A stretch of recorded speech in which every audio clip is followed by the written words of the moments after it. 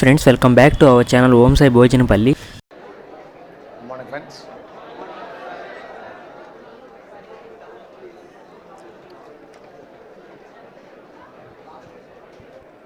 In the last class, we are doing the area Markowitz portfolio theory, in which we completed up to identification of efficient portfolio for a given investor.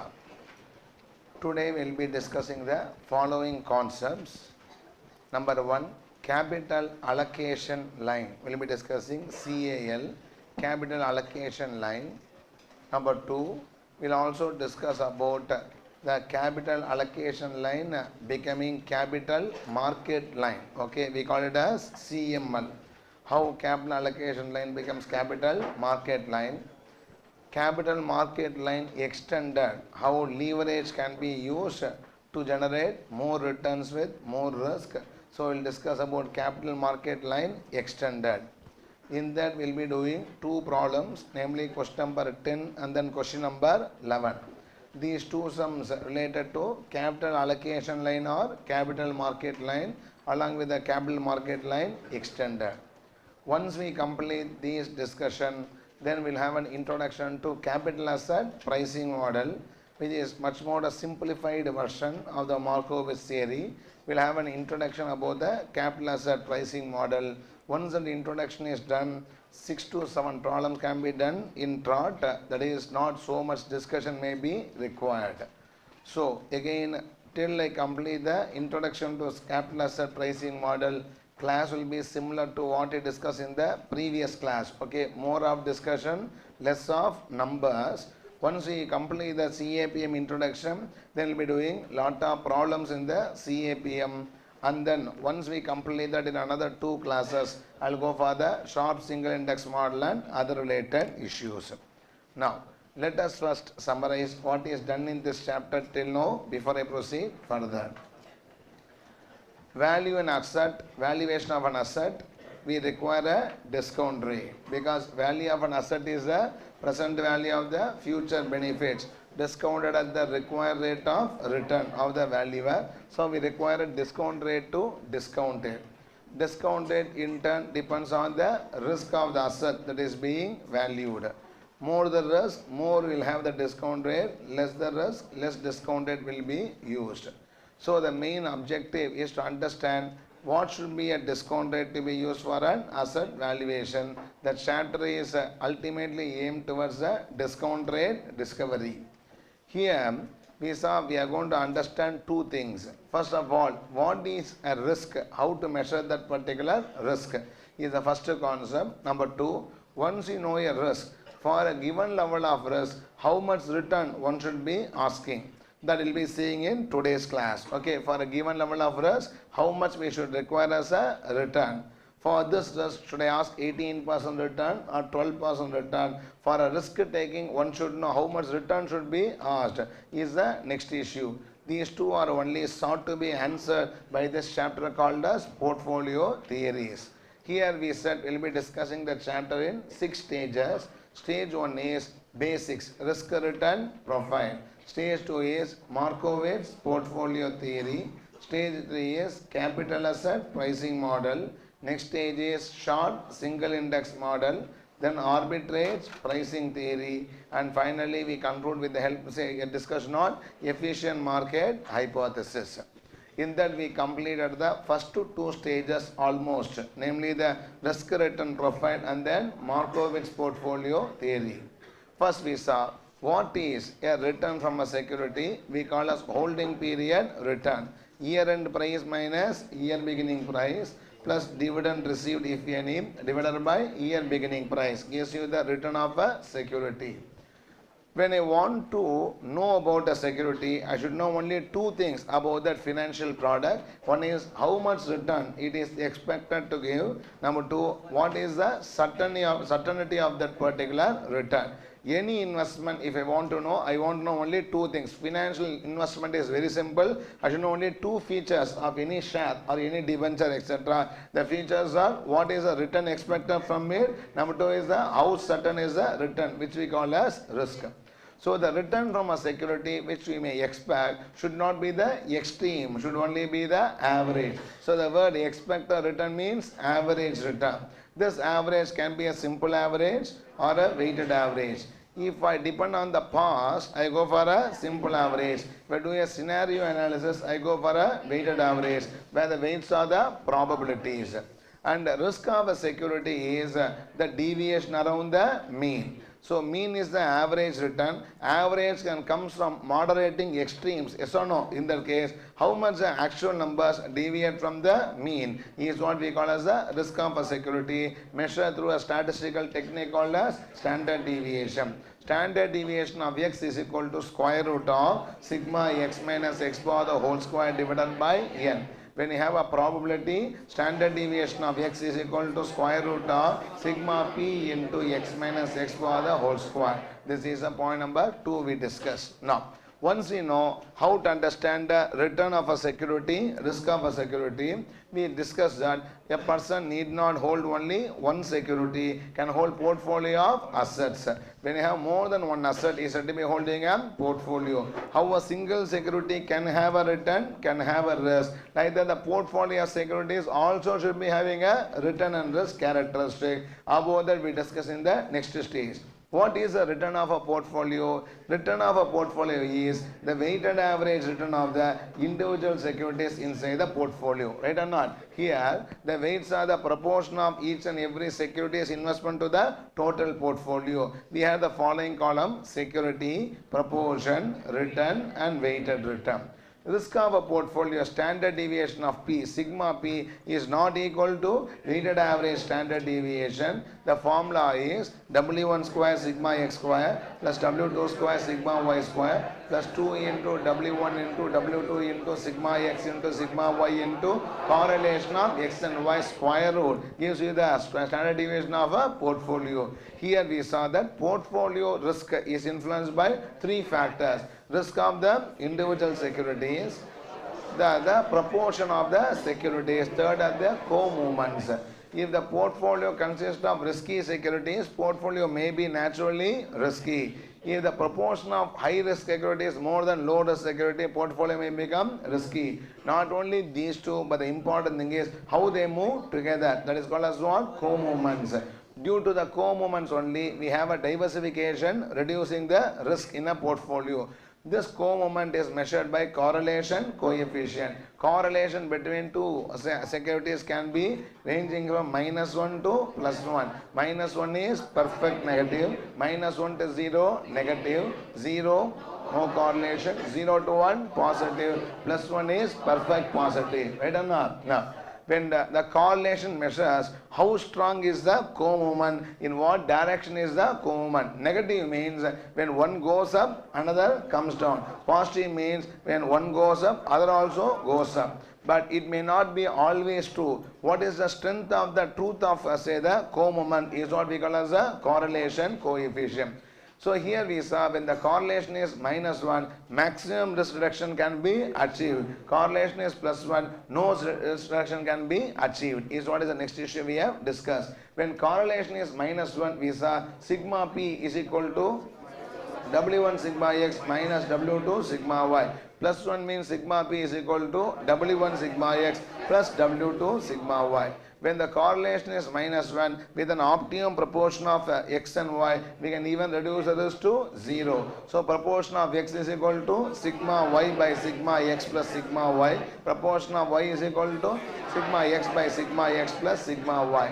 Then we saw how to find out for a 3 security portfolio. It is W1 square sigma x square plus W2 square sigma y square plus W3 square sigma z square plus 2 W1 W2 sigma x sigma y correlation of x and y plus 2 W1 W3 sigma x sigma z correlation of x and z plus 2 W2 W3 sigma y sigma z correlation of y and z square root is what we saw for a 3 security portfolio. Like that for n security portfolio, it is going to have how many terms? N square terms, in which how much variance terms will be there? N variance term, and n into n minus 1 covariance term.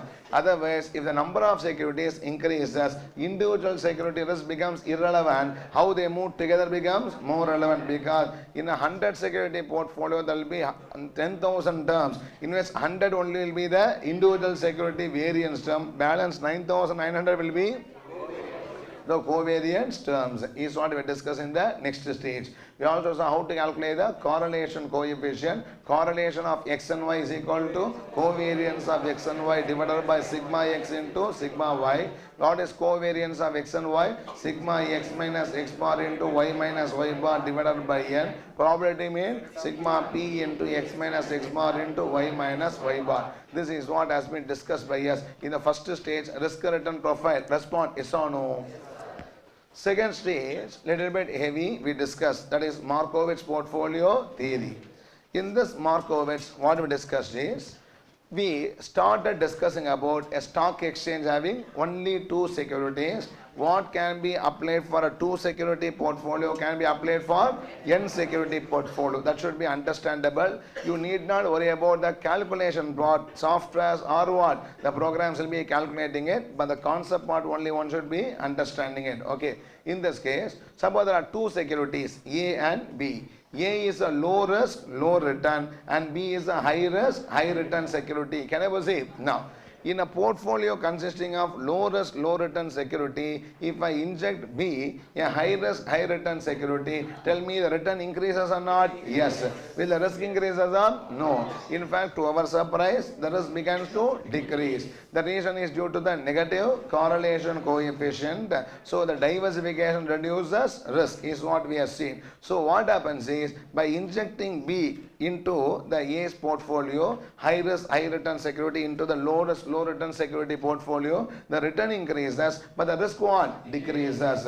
After some time, the benefit of diversification get exhausted, then the return increases as well as what? Risk also increases. So the curve began to move leftwards and then began to move rightwards. Is what has been seen in this particular diagram. Respond yes or no.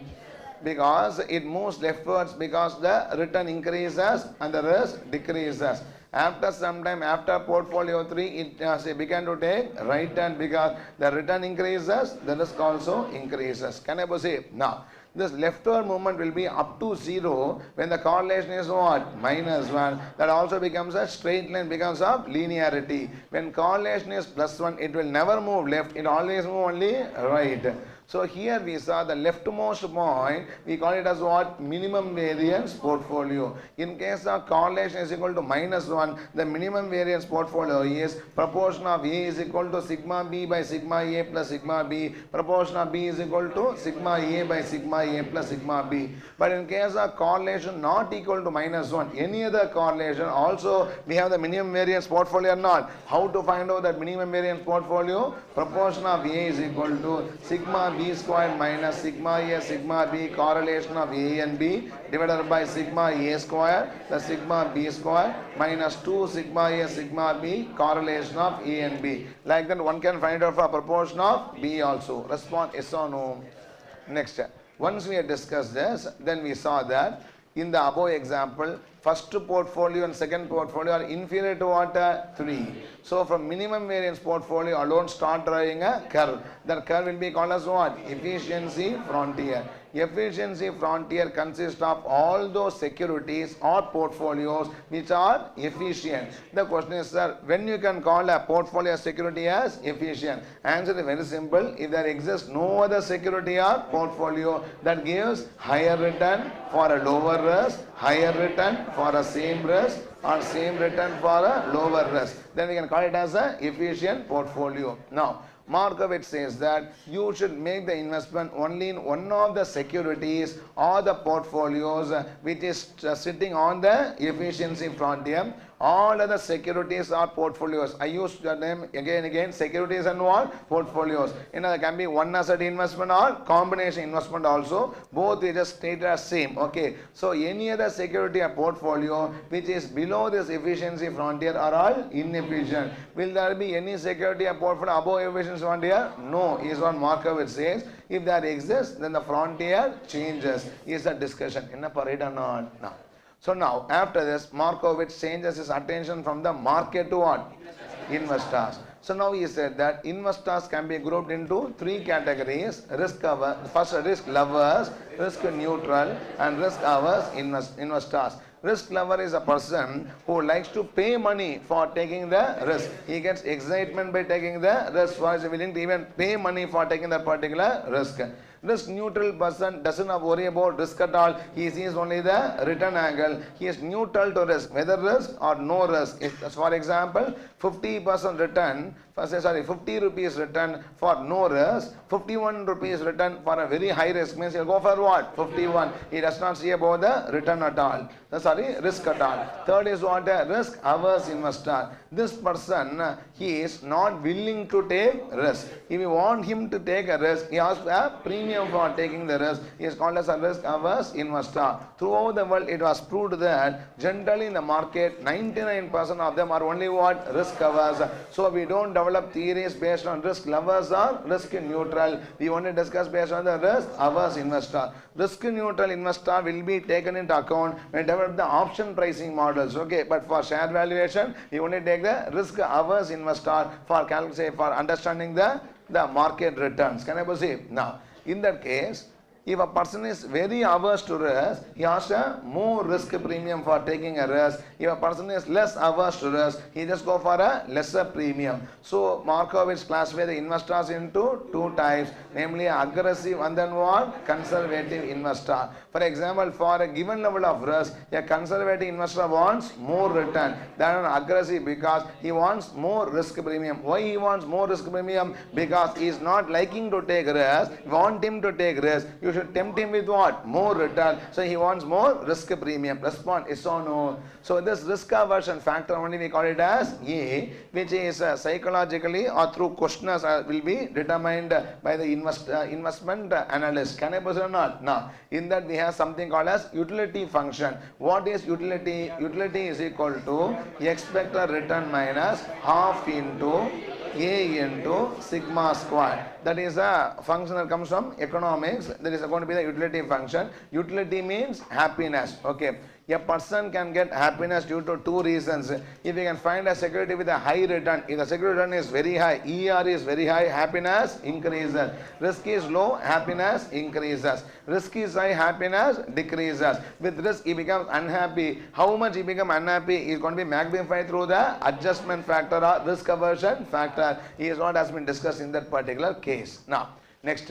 So, the slope of an investor curve depends on the aversion factor. Depends on what? The risk aversion factor. Steeper the slope if he is risk averse, so the shallow the slope if the risk aversion is less. He is not discussed in the next stage. Right or not? Now, then every investor will enter in the stock market not with one utility curve, with what? Multiple utility curve. Because with one utility curve it may be difficult to find stocks for his satisfaction. So for example, a utility curve for investor is as follows: U1, U2 and then U3. Tell me, all the points on the curve gives the same satisfaction or different same satisfaction. If he is sitting in this point, he gets more return and gets more satisfaction. If he is sitting in this point, he has a less return and gets the same satisfaction. All points on a given curve will be giving him the same level of satisfaction. But between U1 and U2, which curve he is more happy?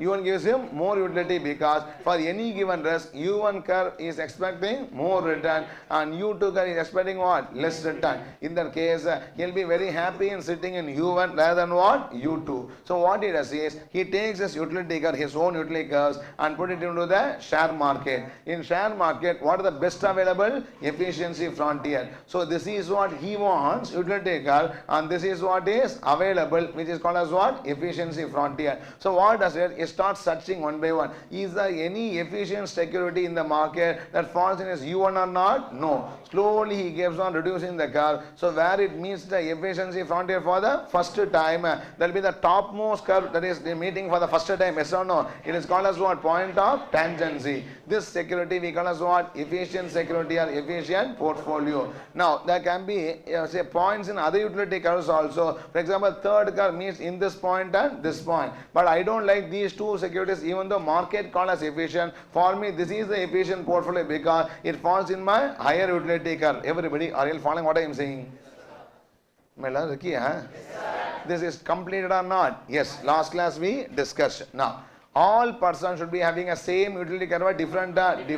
For another person, slope is like this, means you may be meeting in the point number 3. Some other person slope is like this, may be meeting in what? A higher point. Which point becomes a point of tangency? All depends on his utility curve. Is what we concluded by discussing in the previous class. Response is or no. For our investor, this portfolio happens to be what portfolio? Efficient portfolio.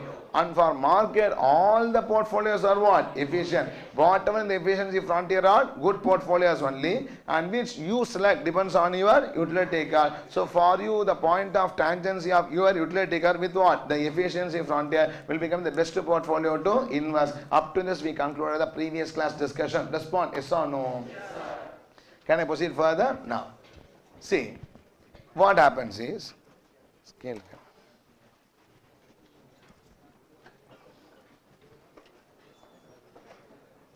Scale.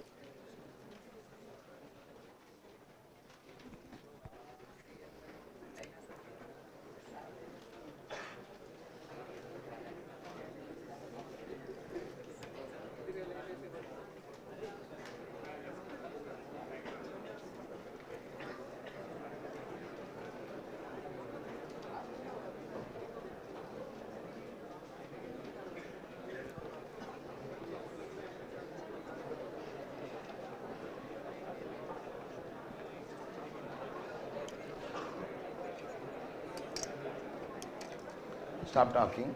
Shall I proceed? Now, see, with this, Markowitz stopped. Okay. Then it is continued by the others to follow how to make the investment. As per the Markowitz, there exists an efficiency frontier. This is the efficient risky assets in the stock market. And in one of these only I should be making the investment, and in which of them should I make investment depends on my utility curve. The point of tangency should be where I should be putting my money. Is what the Markowitz concluded. Response is or no? Now, this was taken further, saying that person need not invest money only in the shares or the stock market securities. He can even invest money in risk-free asset, right or not? So, a person need not invest the entire wealth in shares. He can invest money in what? Bonds. He can invest money in the post office savings certificate. The other risk-free assets also where he can make an investment, right or not? So, now what they say is, there should be always a combination of investment between risk-free asset and then the risky assets. Now we can classify asset into two categories. What two categories here? Risk-free asset, risky asset. What Markowitz said is all about what? Risky asset. In the share market, these are all the best available portfolios, efficient portfolio. In one of them, I should be investing. Where should I invest depends on the tangency point between the utility curve and then what? The efficient. Risky assets, efficiency frontier. And this was what discussed. Yes or no? Now, what happens is, next person called as Tobin, T-O-B-I-N. Tobin said, we should combine the risky asset with what?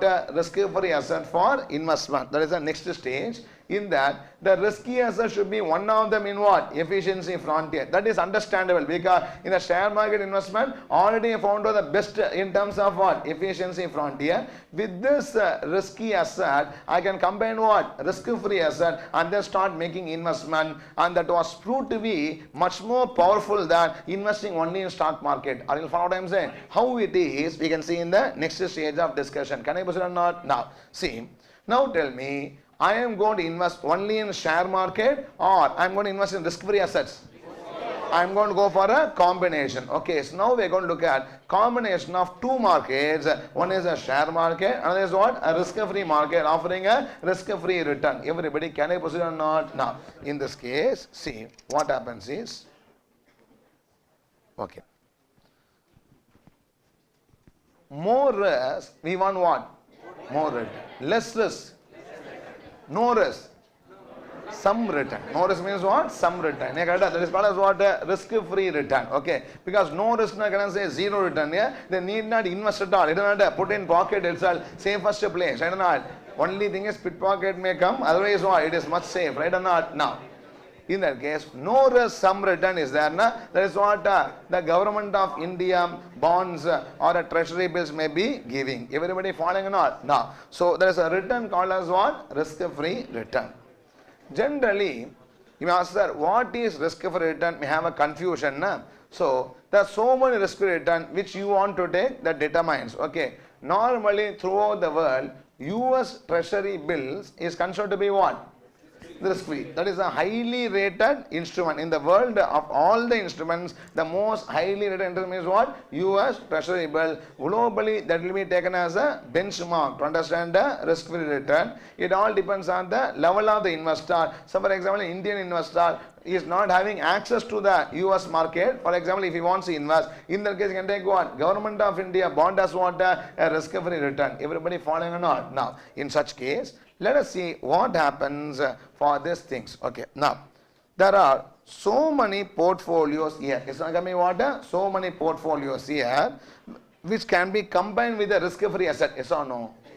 Can be combined with what? Risk-free asset. There can be a portfolio here, etc. Everybody find out. So there are so many securities on the efficiency frontier. This portfolio with risk-free asset, or this portfolio with risk-free asset, like that. We can just have what? Combination of one of the portfolios in the efficiency frontier along with what? Risk-free asset. Ennappa, right or not? You can have multiple combination like that. Yes or no? Because there are so many points in this frontier, so many portfolios, so many combinations are possible. Can I move to the next stage or not? Now, in that case, what is going to be the best combination? Now, for example, the scale here, not AK-47, I don't know. No. Don't get afraid. Okay, now, please.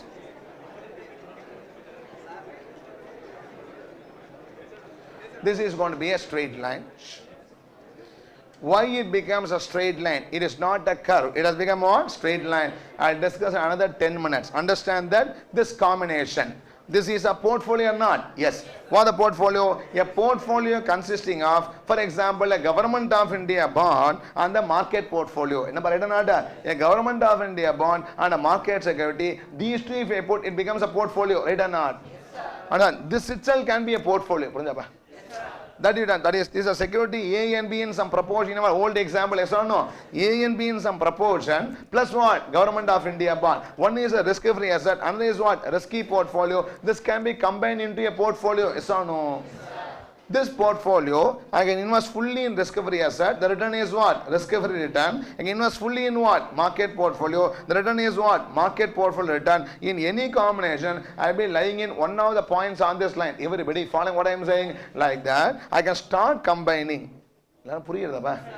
I can start combining what and what? Risk-free asset and the risky asset in the market. The risky asset should obviously be what? One of them in the efficiency frontier as identified by Markowitz. Don't say Markowitz not that irrelevant. Markowitz identified efficiency frontier not. One of the efficiency frontier portfolio or security should be combined with what? Risk-free asset. That becomes a portfolio in itself. In that I can make investment. Respond yes or no. Now, like that. Another option is, that is going to be, suppose another point here, yeah? Can you believe me or not? So this and this can be what? Combined. Yes or no? This and this can be what? Combined. And this can be what? Combined. This and this can be what? Okay, now please. First of all, I want you to focus on what I am discussing, like this. Various combinations are possible. Right or not? No. See, what they say is, keep on tilting it anti-clockwise upwards. Anti-clockwise what? Upwards. There will be a line which runs tangent to this efficiency frontier. There will runs tangent to the efficiency frontier. That point of tangency, suppose this is a point of tangency. This is a portfolio. I should be investing in what? Market. Combining with what? The risk-free security. Everybody, can I proceed or not? Now, so Are you all following what I am saying? This and this is a line. This and this is a line. This and this is a line, and so on. So what happens is there can be so many combinations. I am tilting the line what? Upwards, what? Anti-clockwise. After some time, there will be surely a line will be running a tangent to what? Efficiency frontier. The point of tangency I call as that security in the market in which I am going to make my investment. Everybody following or not? I'll explain this much more better now. Everybody following up? Now, see, very simple. I can say all the points above this line is better than points in this line. Because for the same risk, this line gives you what? More return. And the other line gives you what? Much more return, and so on. Everybody follow what I am saying? So I always like to invest in a line which is higher rather than what? Lower. Because for the same risk, it is going to give me what? More return. Right or not? Nah. So I'll just make this diagram only with the point of tangency. I'll put it in the slide now. Can I proceed or not? Now, look at this. So risk-free asset and efficient portfolio. Now look at this. This is the efficiency frontier as per what? Markowitz. And I combine what? Risk-free asset, and this is called as capital allocation line. I later call it as capital market line. In the next discussion, we call it as what? Capital allocation line. Now listen here. I can have different combination. For example, risk-free asset with this line. Yes or no? With this line. With this, and so on. That line which runs tangent is the highest possible line. If there is another line which is running above the tangency, that is not at all possible, because if I run above the tangency, what happens is there is no such market portfolio available. I don't know what I am saying. In that case, the highest line that is possible is only that line which is running tangent to this particular curve. Yes or no? There are so many lines here. A line can run like this, etc. Now, what will be the highest line? The highest line can be only that line that runs what? Tangent. So, I can draw a line like this. It is much more higher. I don't deny it. But the line does not exist because there is no market portfolio where I am investing. In that case, the highest line is a line of what? Tangency. That is running between the risk-free asset and the market portfolio. Everybody following or not? And what they say is, in this asset only, one should be making the investment. Now, what Tobin says that Markowitz efficiency frontier is not efficiency frontier. This line becomes efficiency frontier. Are you following? Now, we are changing the efficiency frontier itself. Changing what? Efficiency frontier itself. I'll ask you one question. Investing in this security better, investing in one of the security in the line better? Because the line is what? Above this point, it gives you for the same risk more return. Yes or no? Investing in this security better, investing in the line better, investing in the line better. This security is what? On the line. So it is equally good as any other security on that line, and there is no other security above this line. Everybody, are you following what I am saying? We see the efficiency frontier. In the efficiency frontier, there may be so many points. There may be what? So many points. All the points are only below the line, except for the point of tangency. All the points are below the line. Only point on the line is what? Point of tangency. So they say the only security in the market in which I should be investing, or the only portfolio in which I should be investing is what? The portfolio which is running tangent to the say this line, and this portfolio called as what portfolio? Efficient portfolio. Up to this, are you following? No problem in repeating. From here, some formula is going to be written and problems are going to be done. Everybody tell me, should I proceed or should I repeat once again?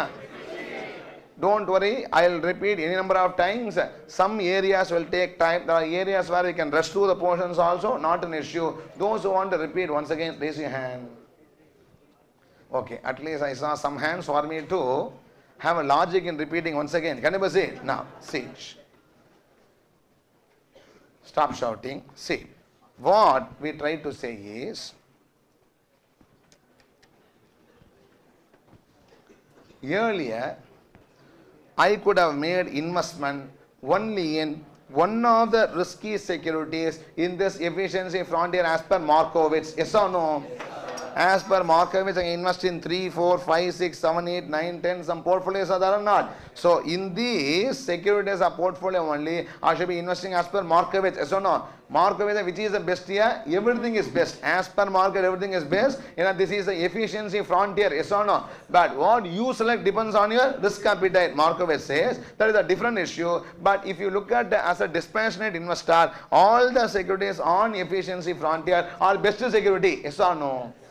No, we are questioning this efficiency frontier itself, saying that this cannot be efficiency frontier. There is another efficiency frontier which I call as capital allocation line. That becomes what? Efficiency frontier. How it is the next issue. Are you following? What is that? Number one. Should I invest only in the share market? Can I invest in risk-free asset? Now I am going to combine both. I am going to combine. I have another option. There is something else what? Risk-free as a invest also invest. Yes or no? Very simple. Yeah. Suppose as a government of India bond, extreme case, giving 14% return here. In that, I will not invest in any security in share market. Yeah. Now it is higher than the efficiency frontier. Yeah. Right. What I am saying. But normally risk asset gives you what? A lesser return only. I don't deny it. But that lesser return is for no risk. Are you following what I am saying? In that case, what they say is, look at the other market also. Don't be like a frog in the well, looking only at what? The risky market. Also look at what? Other market. Try to combine portfolios. Are you following what I am saying? So he says, take a risk-free asset and take your efficiency frontier. Start combining them. Okay. Risk-free asset and this security. This is a line. Risk-free asset and this security. This is a line. Risk-free done, this security, third line, fourth line, and so on. Respond yes or no. In that, if you see, after this, there is no other line that is possible. Yes or no.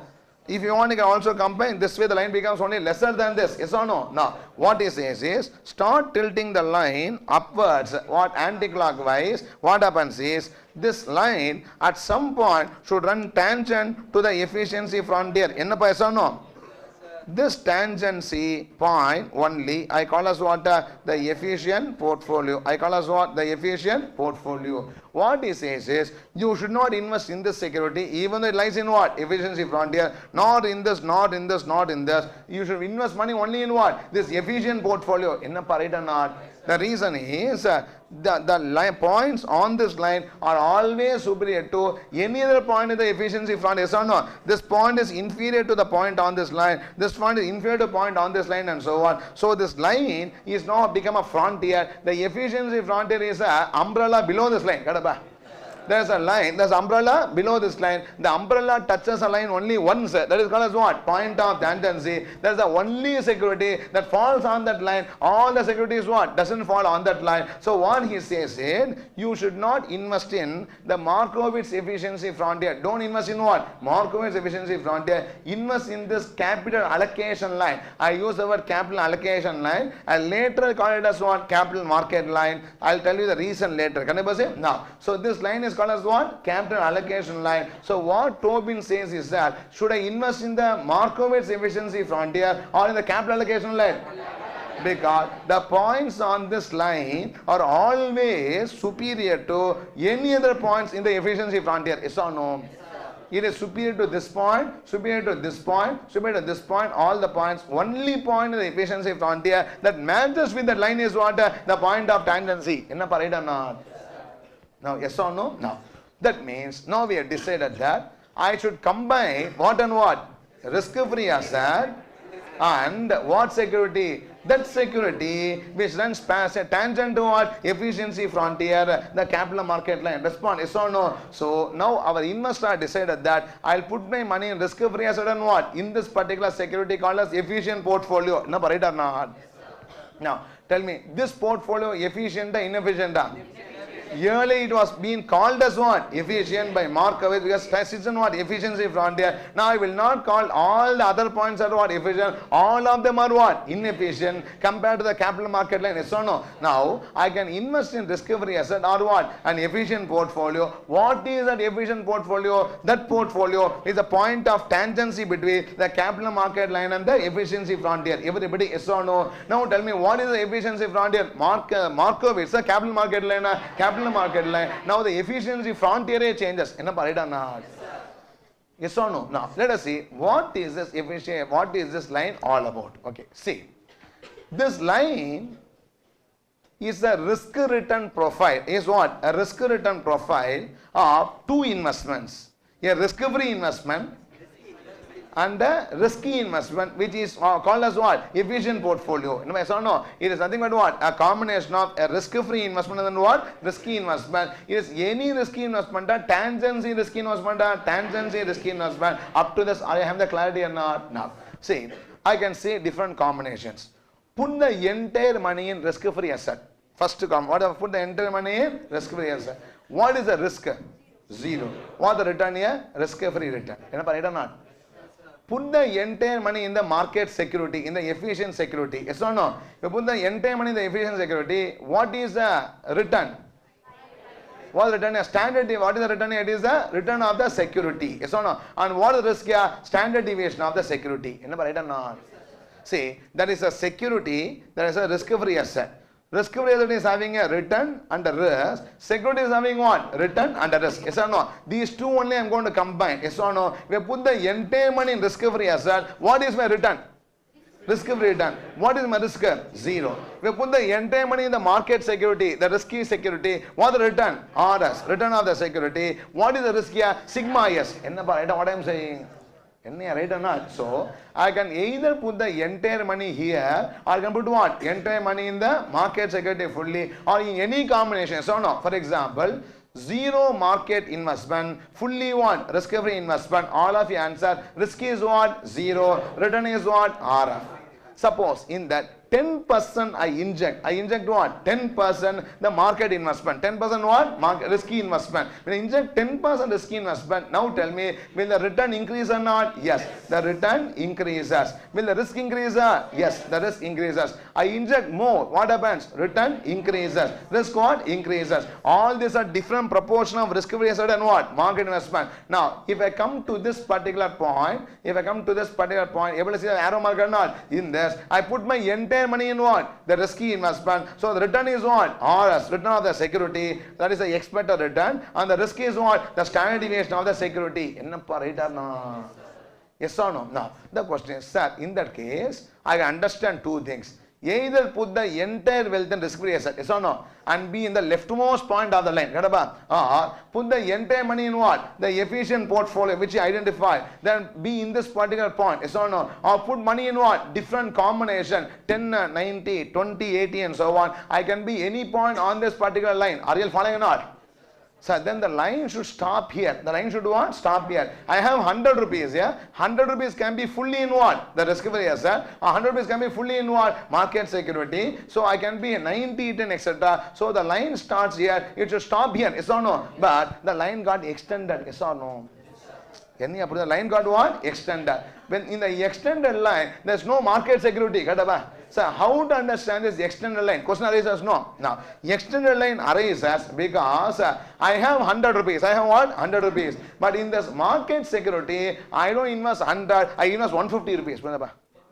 I have how much rupees? 100. I have 100, but I invest in the market security not 100 rupees. How much rupees? 150. How I have only 100? Where to go for 50? Put pocket.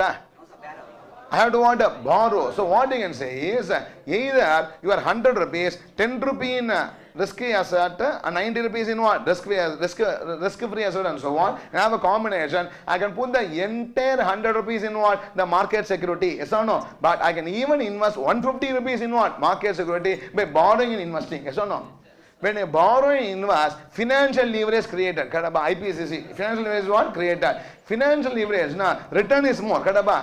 But the risk also is what? More. How it is going to be measured? We are discussing the next problem. Everybody following what I am saying? So this is what we call as a capital market line extended. I simply again use the word capital allocation line. It will be later called as what? Capital market line. I just use interchangeably. Don't get confused. Everybody following what? So this is the next stage of discussion. In that case, I should know for this line how to calculate return and then what? Risk of a portfolio consisting of RF and what? The market security is the next equation I will discuss, and then you can just go for the problem in this regard regarding the capital market line. Tell me, are you following? Now, let us consolidate and then go for the next stage of discussion. I am moving inch by inch because I don't know how much you are able to assimilate or get it, but don't think that we are discussing something unnecessarily. If I don't confuse you so much, this little bit clarity also will not be there. Okay. If I simply tell some numbers and do, you will not feel the difficulty now. If it is doing what? Examinations. And the old traditional FM paper is now becoming what? History. Now it is becoming what? Much more logic based. The standard is what? Increasing. That is why pains are made for discussing all this. Don't think that it is out of syllabus. In syllabus or not? Okay, people all listen to standards discuss elaborately, they just put hard work to what? Understand accounting standard. When a tax or any say provisions are discussed, case law means people put hard work to what? Understand the cases, right or not? Indirect tax also people try to what? Understand. The respect, same respect should be given to what? These. One thing is, the joke sullappa, because as difficult as that, this is also what? Same difficulty level. Much more difficult because there is some structure for argument. Here we are discussing visualizations. Are you following what I am saying? To just differentiate, for a good judgment, nobody gives Nobel Prize. It is only history. It is easy to interpret a judgment. It is difficult to predict the future. Are you following what I am saying? So, all these theories, whatever we are discussing, understand the significance. For all this, each person has been awarded what? Nobel for these findings. After the findings, what is so great one may know, but to generate the idea is what? Very important, and the discussion also will be a little bit complex. But understand, once we cross up to a stage, they will be able to easily understand the remaining portion of the chapter to some extent. Can I proceed or not? Now. Shall I proceed further? Now. I'll give the notes here. Don't. Can we tell that the correlation between a risk-free asset and the efficient portfolio will be 1 because it's a straight line? It will not be 1. I'll tell you later. It is 0. 0 also will be 1. Straight line only. I'll prove that later. Yeah. Next stage. Okay. Now I have not gone into the numbers. I'm only discussing about what the issues. Why it became straight line will be evident in another 2 minutes. Can I proceed or not? Now the correlation is 0. We'll see it later. Can I proceed? Now. Okay. Up to this understood or not? Now. See, last class we left with Markowitz. Kadaba? Now we are coming to the next Tobin's capital market line. Right or not? Now. Stop talking. Now, my question is, should I invest my money in one of these market securities? Yes. Markowitz says all of them are what? Efficient. Now I am questioning Markowitz, saying that Markowitz, this is not the efficiency frontier because you found out efficiency frontier of a risky assets. Yes or no? But I have also another asset called as what? Risk-free asset. You combine the frontier changes due to the diversification. Yes or no? Because I am diversifying into 2 markets. I am diversifying into what? 2 markets. A market with a risky asset and what? Market with a risk-free asset. Diversification reduces risk, increases return. Already seen. Right or not? Now, in that case, what we are now doing here, you take a risky asset and try to compare risk-free asset, try to combine it with what? Risky asset. We see different lines here to here, here to here, and so on. Now we saw that there is a line which will be running parallel to as a tangent to what? The efficiency frontier of Markowitz. So there's a Markowitz efficiency frontier with a risk-free asset. I have different combination possible. That line which runs what? Tangent. The point of tangency is called as what? Efficient portfolio. Now tell me, should I invest in this security? No. In this security? No. I should invest only in one security or one portfolio. Don't get the confused. Security portfolio, both are what? Same. I invest in one security portfolio in the market which is running tangent to what? The capital market line. Yes or no? Now, my investment should be in a risk-free asset and this particular security. Risk-free asset and what? This particular security. Not in any other security. Not in what? Any other security. Everybody, yes or no? What that security will be another discussion. Everybody follow what I am saying? So, for me, I should either put my entire money in what? The government of India bond. Suppose I call it this is a security X, a company of what? X limited security. I should put the entire money in what? Government of India bond, or entire money in what? The company X security, or in combination of what? Government bond and this company X security. Or you will follow what I am saying? If I put the money entirely in Government of India bond, my return is what? Risk free. If I put the entire money in the security S, the return is what? RS. If I put the combination, it will be what? Higher as I increase more security into the portfolio. Yes or no? And the risk also increases because the standard deviation of security is more than the standard deviation of the Government of India bond. Innappa, right or not? And if I put the entire money in this security. My return is what? The return of the security. The risk is what? Standard deviation of the security. Ennappa, right or not? Now, the last point I discuss is, sir, I can put the money.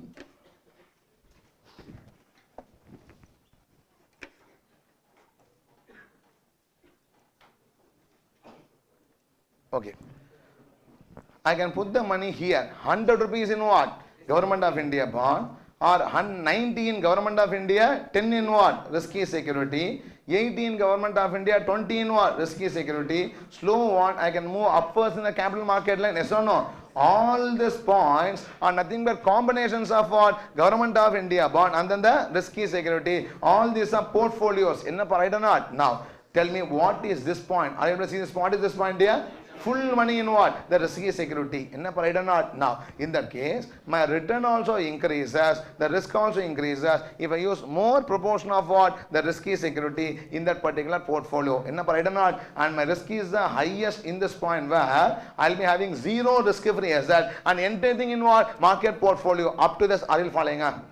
You may have a doubt. Sir, then the line should stop here. Yes or no? Why you draw the line extended? Have you mistakenly drawn? Question arises no. Because 100 rupees last investment is what? Put the entire 100 in what? Risky security. And here the line should stop. Right or not? What is the meaning of the extended line? Question arises no. Extended line means I have 100 rupees. How much rupees here? 100. But I don't invest 100 in this market security. I invest what? 150 in market security. Example. How much I invest here? 150. So 100 only I have. How can I invest 150? From you I borrow how much? 50 and invest that. Yes or no? In that case, borrow and invest can create more return due to financial leverage. Also creates what? More risk due to what? Financial risk. How it happens can be seen through numbers in question number 10 and 11. Everybody, are you following what I am saying? So this is what has been discussed. Tell me, you as an investor should be sitting on this Markowitz curve or in the straight capital allocation line? In capital allocation line. Tell me, which is better? Being in this point or in this point? I have allocation line. No, there is a point to the left, there is a point to what? Right. So, first 2 point better, second, third, fourth, or what I'm saying? Which is better here? All are equally good because the line itself is what? Efficiency frontier. If you are here, you earn some low return because no risk. If you are here, you earn what? High return because of what? High risk. The entire line is what? Efficiency frontier consisting of different combinations of what? The market security and your risk-free asset. Yes or no? Now, tell me, where should you invest here? It depends on your risk appetite. Yes or no? Your risk, how much risk averse you are, based on how to invest. So what they say is, same utility curve take, put it in this particular line, where the curve runs not tangents into this line, that should be the point of investment. Yes or no? The concept is same. Earlier, you put the utility curve in the efficiency frontier or not? Tell me, is this now the efficiency frontier? Not at all. So what they say is, see, your efficiency frontier has now become straight line. Yes or no? What you do is, you have the utility curves U1, U2, U3, U4, etc. Yes or no? Now U is equal to what? ER minus half into A into sigma squared. Yes or no? Now you have different utility curves or not? You put your utility curves into this say diagram where the utility curve runs tangent to Markowitz efficiency frontier. Capital allocation line. Capital allocation. The point of tangents is where you should invest. That means what? That shows you how much should you invest in security, in risk-free security will be obtained. Everybody, yes or no? Yes, discussion. Are you following what I am saying? No. This is not yet over. I have to go for a problem. I have to have some formulas and then problem, complete it, and then come back to this diagram once again because this diagram only will be leading us to CAPM called as security market line. Everybody following not? So I have to show how capital allocation line becomes capital market line and CML becomes what? Security market line. I will be discussing after 1 hour because I have to do some problems from last class onwards. We have not seen any problem. Correct? So I will be very much tensed. So something is speaking, whether it is relevant or not, I don't know. Whether it is telling stories, like they will be understanding it. All this has got what? Implication in the problems. With numbers, we will see what has happened here. Can I proceed or not? Now, before that, let us have 1 or 2 issues or formulas written or discussed and then go for the problem. Okay, now see. I will write in the sheet and then put it on the slide. Okay.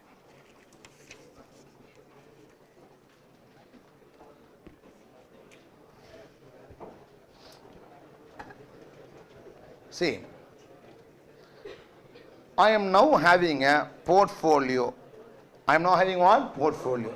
This portfolio consists of how many assets? Two assets. How many assets here? Two assets. One is a risk-free asset. Another is what? A market security. We can call it what? Market security.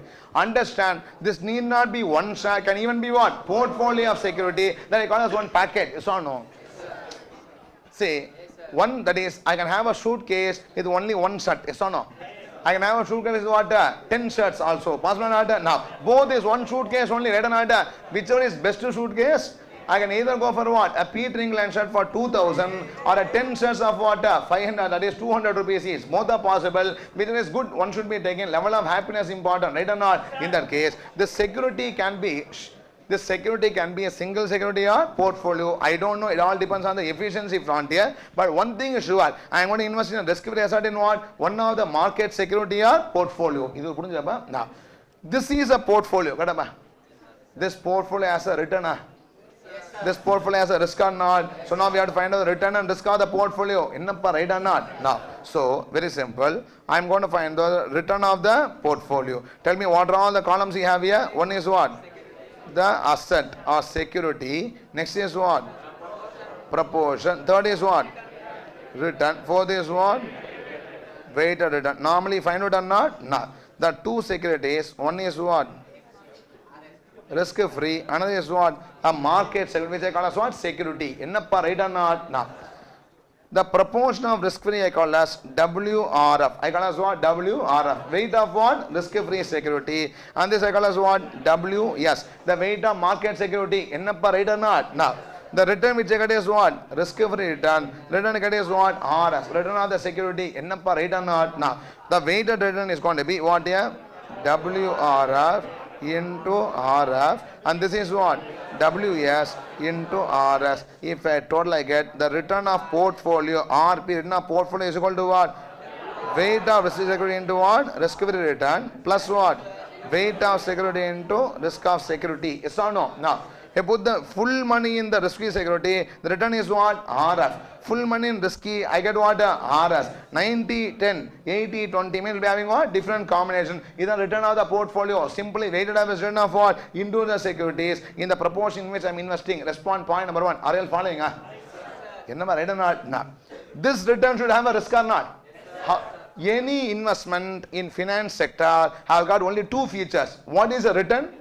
What is risk? Always that's all. Okay. Other assets can have so many things. Finance has only two features. What is the return? What is risk? This is having this return. I should know the risk or not? No.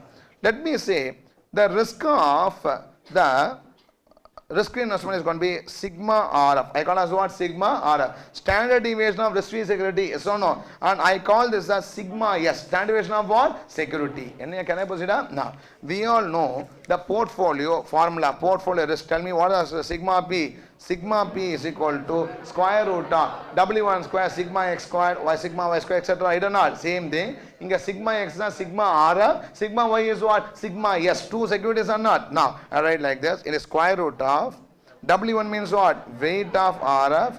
Sigma W1 squared. Sigma RF squared. Yes or no? Now, W2 is what? WS squared. Sigma S squared. Yes or no? Plus what?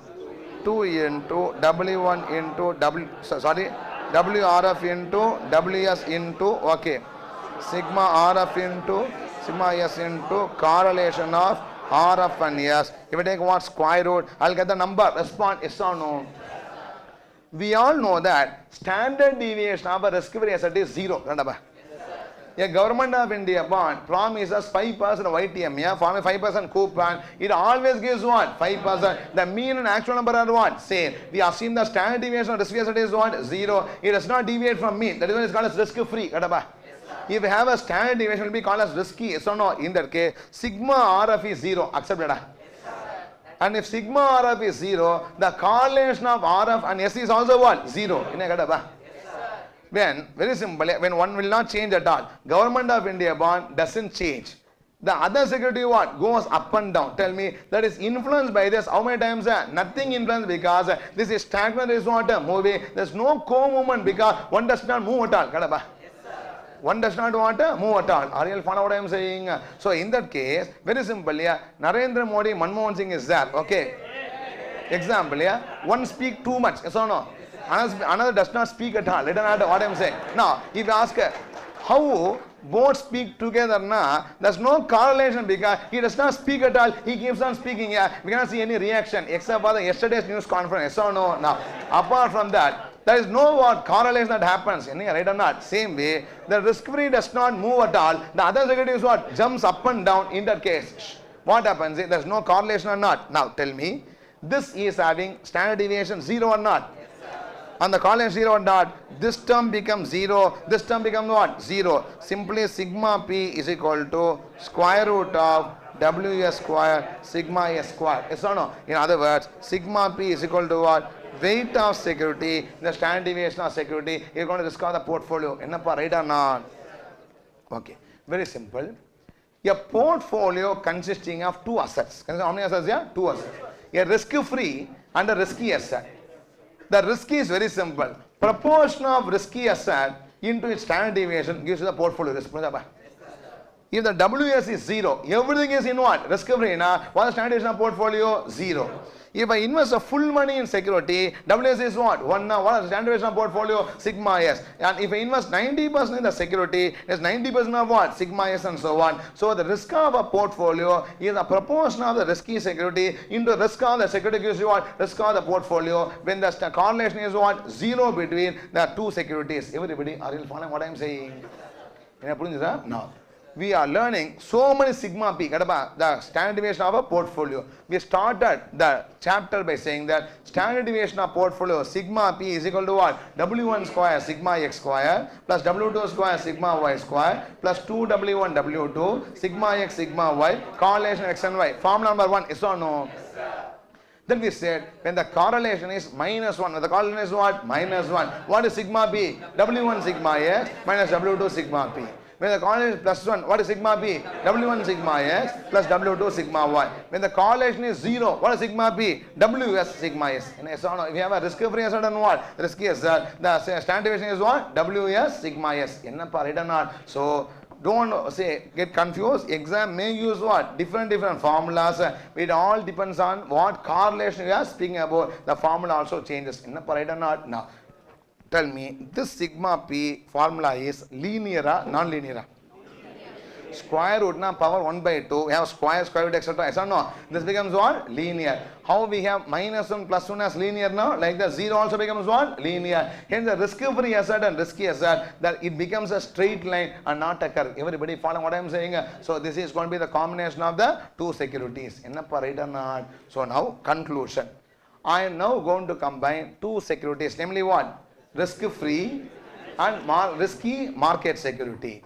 Risk-free security is going to give you a return. The return is called as what? Risk-free return. And this is going to give a return called as what? RS, the risky return. So the return of the portfolio is WRF into RF plus what? WS into RS. The return of risky return into proportion of risk-free security. The risky security into the proportion of the security gives you this particular return of the portfolio. Right or not? Next is, what is risk of the portfolio? Simply sigma p is equal to what? Ws sigma s. Respond. Are you following what I am saying? So this is what has been discussed in this particular area. Capital allocation line. Respond. Are you following? How this becomes capital market line can be discussed after you do 1 or 2 problems in this regard. Can I proceed further? Now, let us start writing from where we left. Right now, next give the heading part 3 or 4 or 5 or some number you had now? Point? Part 4. Write down part 4. Efficient portfolio, the initial curve which we take, the point in which we tell that it is the full amount we invest in that point, right, sir? So whenever I draw a tangent line, it will lie on that line. Which line, yeah? When we draw a tangent, it will lie on that curve. Correct, sir? Okay. So 100% I will invest in my security only, sir. Which security? In this security, yeah? Not at all, yeah? I can invest 100% in this security, 100% risk-free, both are lying on the line only, na? Yes, sir.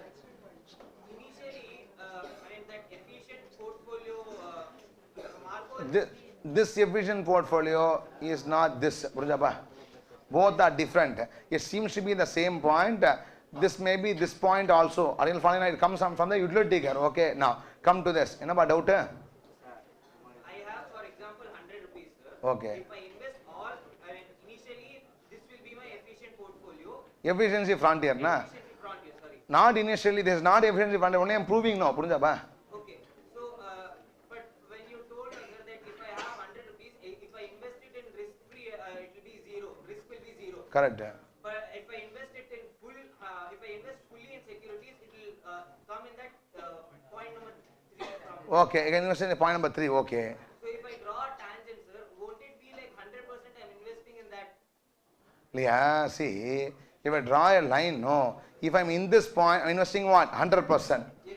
This line is not a line of the security, it's a line of a portfolio consisting of what? RF and security. Now, suppose I can even invest in this point. Yes, sir.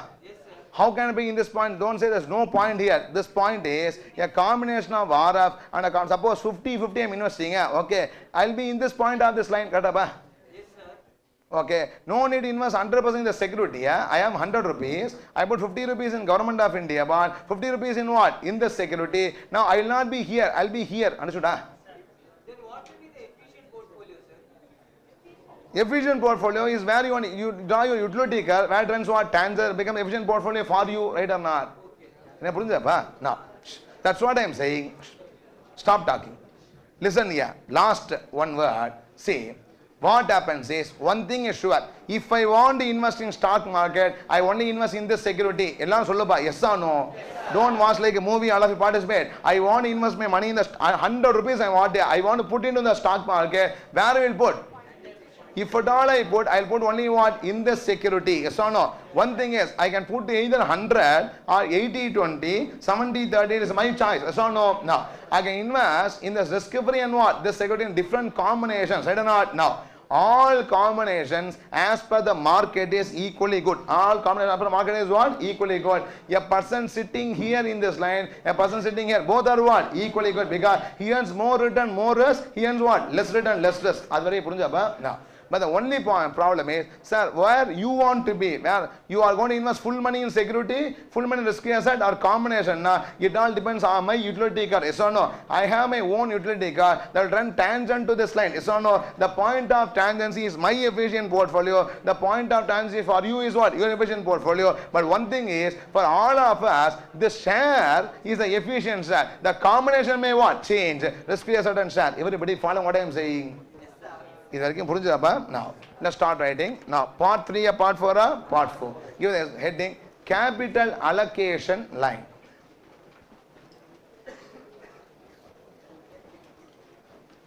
Capital allocation line.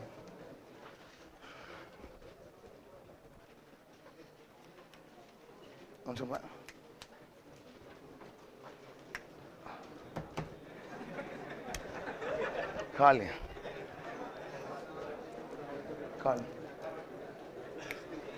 Call them. AC, ask them to switch on.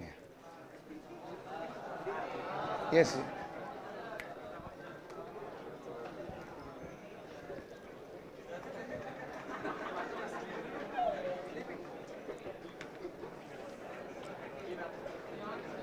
Shall I proceed? Now, write down capital allocation line.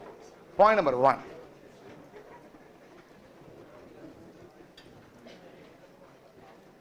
As per Markowitz,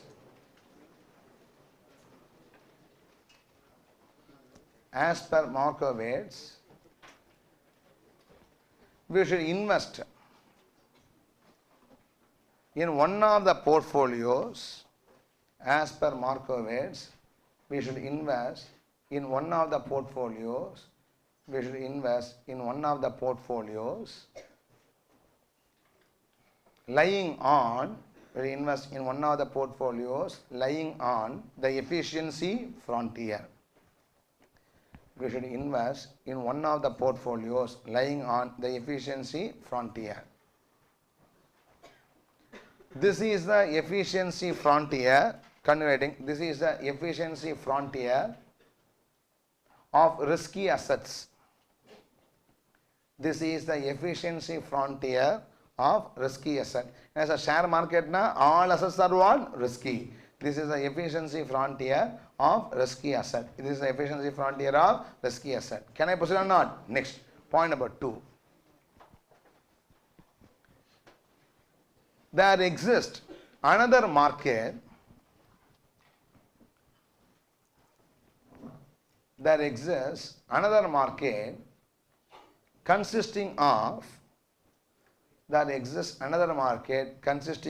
risk-free asset. There exists another market consisting of risk-free asset.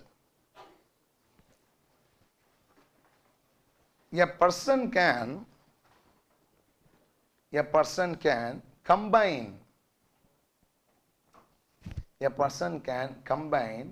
investment in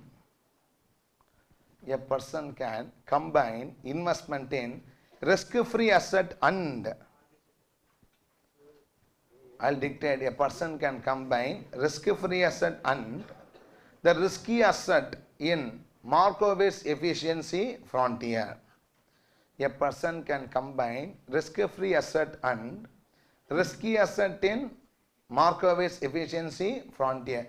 Therefore, I don't say any other security. I say only security in what? Markowitz frontier, because he identifies the best in the available market. Am I right or not? So a person can combine risk-free asset and combine his investment in risk-free asset and risky asset in Markowitz efficiency frontier. Right or not? Now, next point number 2 or 3?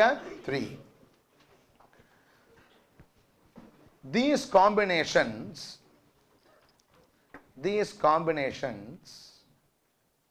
will form straight lines. These combinations will form straight lines. Bracket la reason discussed later. These combinations will form straight lines. Bracket right? Reason discussed later. When you revise also, after forgetting and revising, you should know it will be known later. Na? Reason discussed later. Bracket close. These combinations will form straight lines. And we should tilt these straight lines upwards. We should tilt the straight line upwards anti-clockwise. We should tilt means what? Move. Okay, we should tilt the straight line upwards anti-clockwise. We should tilt the straight lines upwards anti-clockwise till we find a line. Again I say we should tilt the straight line upwards. We should tilt the straight line upwards anti-clockwise. We should tilt the straight line upwards anti-clockwise till we find a line. Which runs. Till we find a line which runs what? Tangent to. Till we find a line which runs tangent to Markowitz efficiency frontier. Till we find a line which runs tangent to Markowitz efficiency frontier.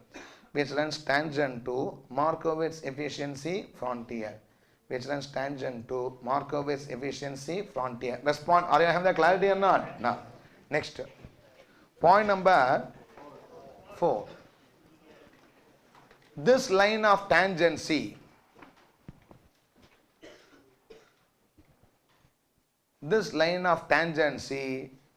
Will now become efficiency frontier. This line of tangency will now become efficiency frontier. On the point of tangency, tell me what it is. Efficient portfolio.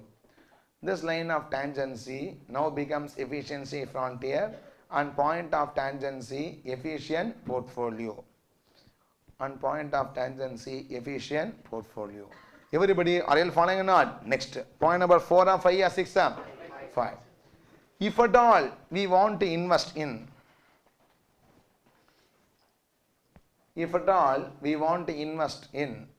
the market security,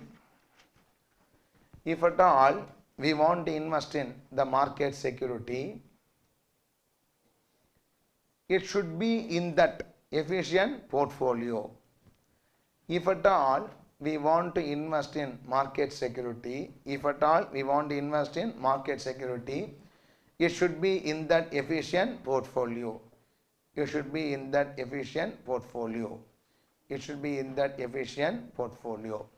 Stop writing. Please tell me. Suppose this is security A, this is security B, this is security S, this is security D. 4 securities are there or not? Tell me. Will I put my money in A? Yeah? Tell me. Will I put my money in B? Yeah?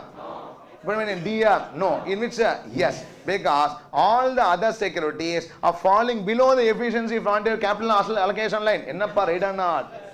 Please respond, yes or no. So, if I want to put my money in share market, I should put the money only in what? The security X is a point of tangent which is called as what? Efficient portfolio. Respond, yes or no. Can I proceed? Next. Point number 4 or 5 or 6? 6. Okay. Capital allocation line I said that. I have dictated. All the previous point I dictated. Yeah.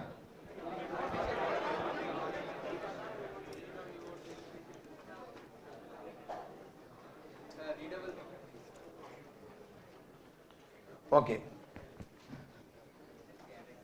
The line consists of, next point, point number 4 or 5 something, the line consists of combination of, the line consists of combination of, the line consists of combination of what and what? Risk-free security and, the line consists of combination of risk-free security and the market security. The line consists of combination of the risk-free security and the market security.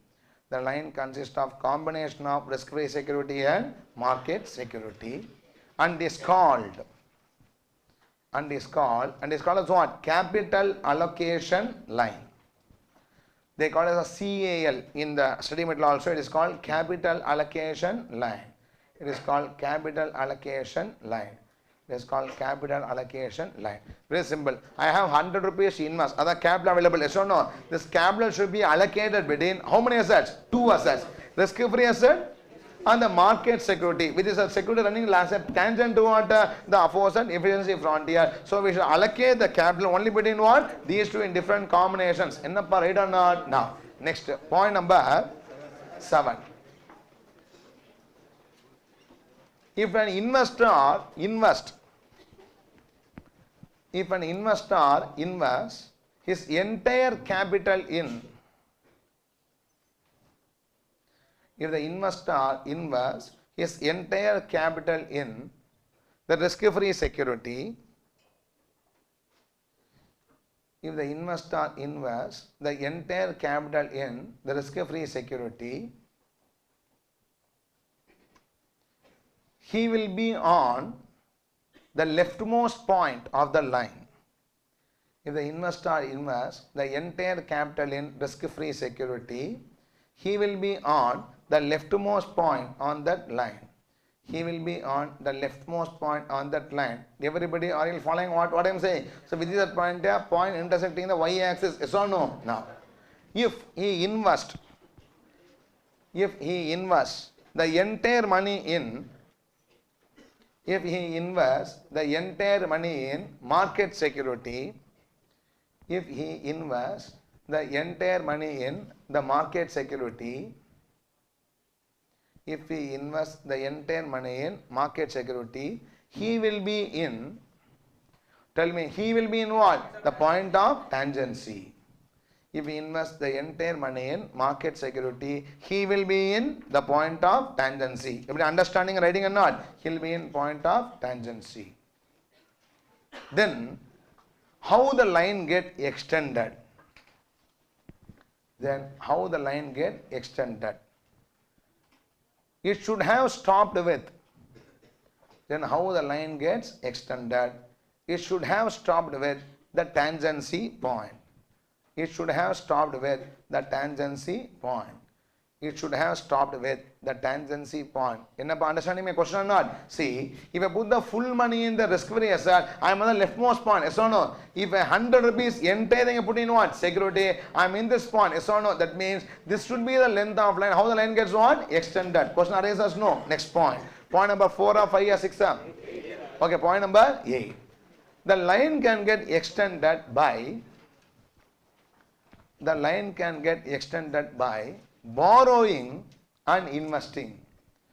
The line can get extended by borrowing and investing. The line can get extended by borrowing and investing. The line can get extended by borrowing and investing. Full stop. Continue. This creates. When I borrow and invest, it creates what? Financial leverage. And in my personal balance sheet, I also have debt fund to finance my asset or not. This creates financial leverage. Which increases return. This creates financial leverage which increases return as well as risk. This creates financial leverage which increases return as well as risk. Everybody, are you following? We'll see the sum for all this in the next stage. Last point. Point number 6 or 7? Sorry, point number 9. Point number 9. All points in the line are equally good. All points in the line is equally good. So when I say the line, I mean what line? CAL, capital allocation line. Yes or no? All points in the line are equally good. But we should be in which point? Depends on.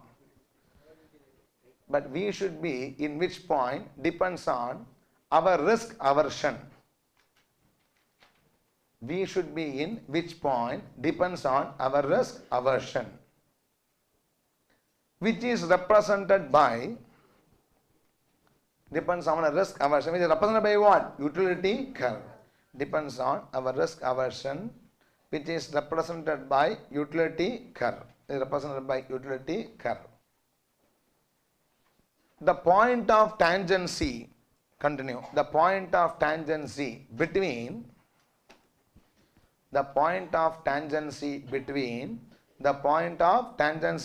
what and what? Utility curve and the point of tangency between utility curve and the capital allocation line. The point of tangency between the utility curve and the capital allocation line. Bracket la new efficiency frontier. The point of tangency between utility curve and capital allocation line, bracket right what? New efficiency frontier, bracket close, will be our efficient portfolio.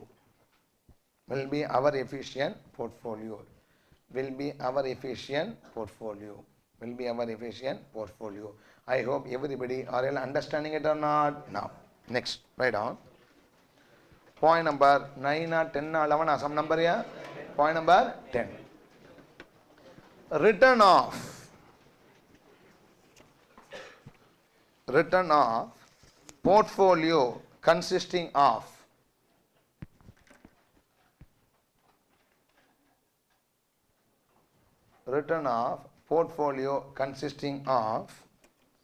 risk-free asset and market security, yes. Return of portfolio consisting of risk-free asset and market security, yes. Return of portfolio consisting of risk-free asset and I call that market security as yes. Yes means what? Security. Return of portfolio consisting of risk-free asset and market security, yes. Can I proceed or not? Now, have this. Following column. First column is what? Security. First column is security. Second column is what? Proportion. Third column is return. Fourth column is weighted return. Security, proportion, return and then weighted return. I am now calculating what return? Portfolio return. Two securities now. Tell me what are two securities. First is what? Risk-free. Another is what? Market security. It is the risky security. Risk-free and then market security. What the proportion? WRF. Weight of risk-free security. What the proportion? WS. WRF and then WS. What the return given by this? RF. Risk-free return. What is given by this? RS. Risk of the return of the security. What is the weighted return? WRF into RF. What is this here? WS into RS. Tell me. RP means what? Return of portfolio.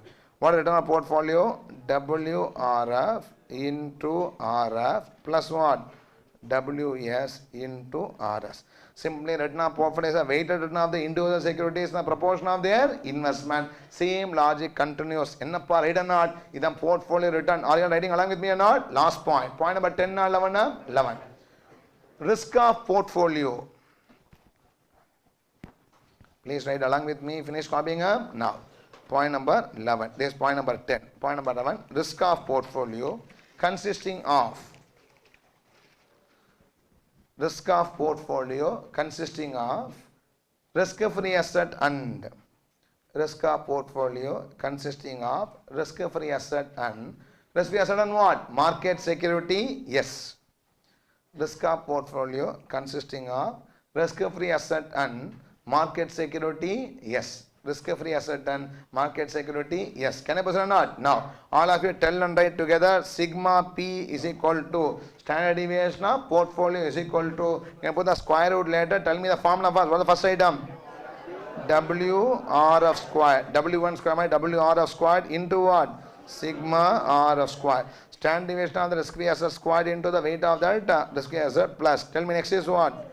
WS squared into what? Sigma S squared.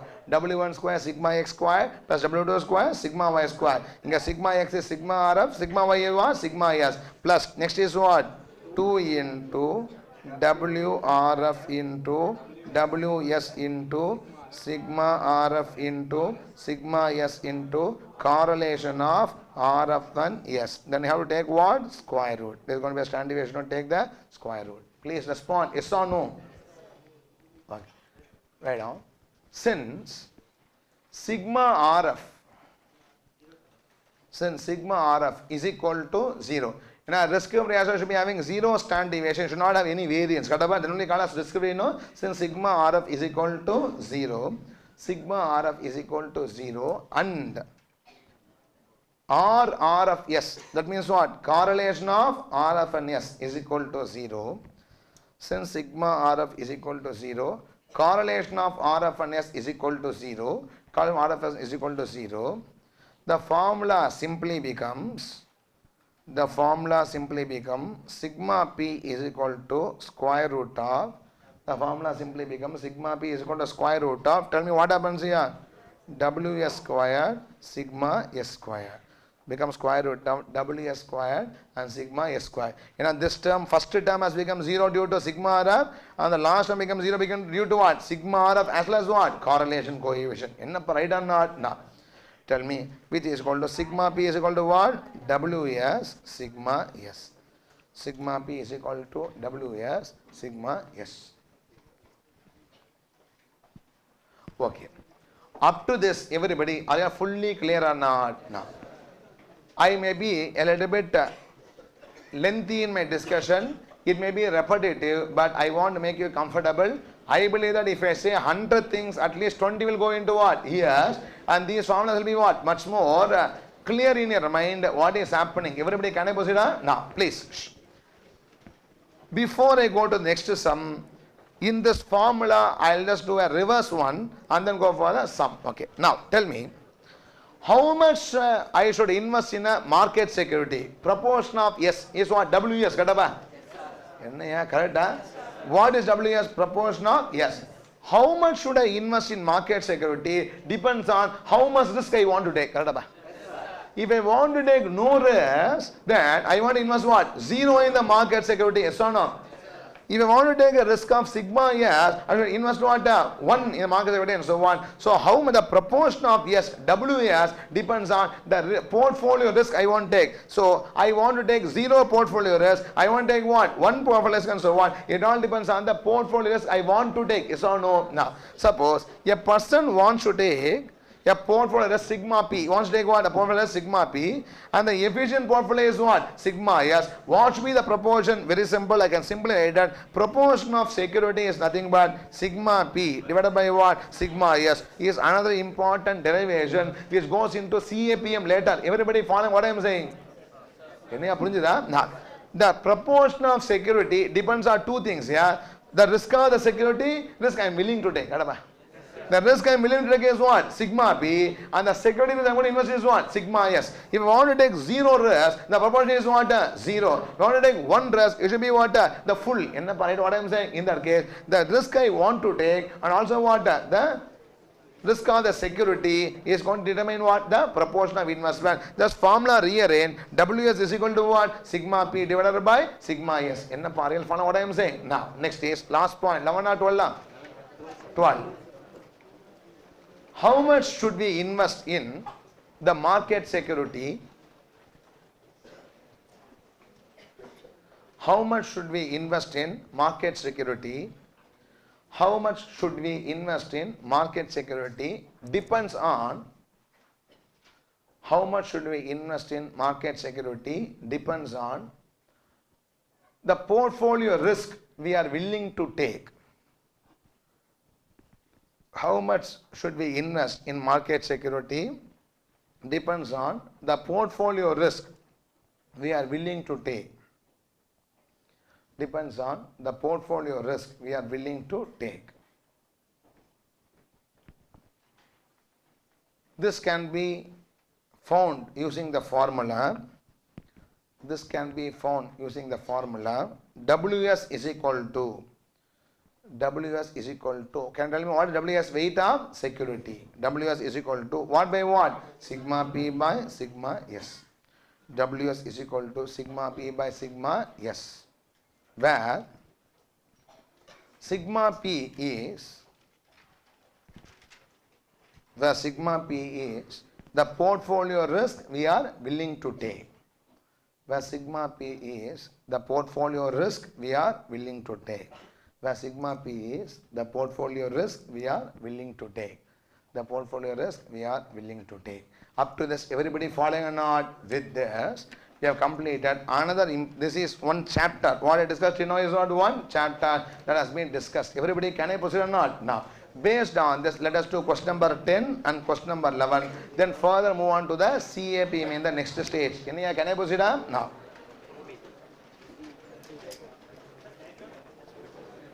Diagram finished copying, na? So please copy this diagram, because on this base only everything has been discussed, na? Copy the diagram. Make a small change here. Don't write as capital market line. We'll write it later. Call as well capital allocation line. Okay. Because I have to explain why it will become capital market line later. So now at present it as what? CAL, capital allocation line. Write as capital allocation line. Capital allocation line.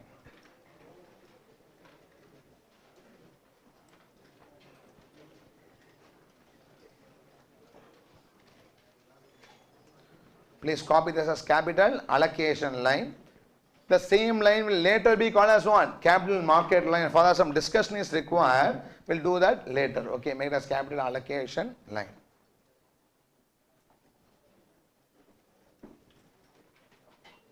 Finish copying, huh?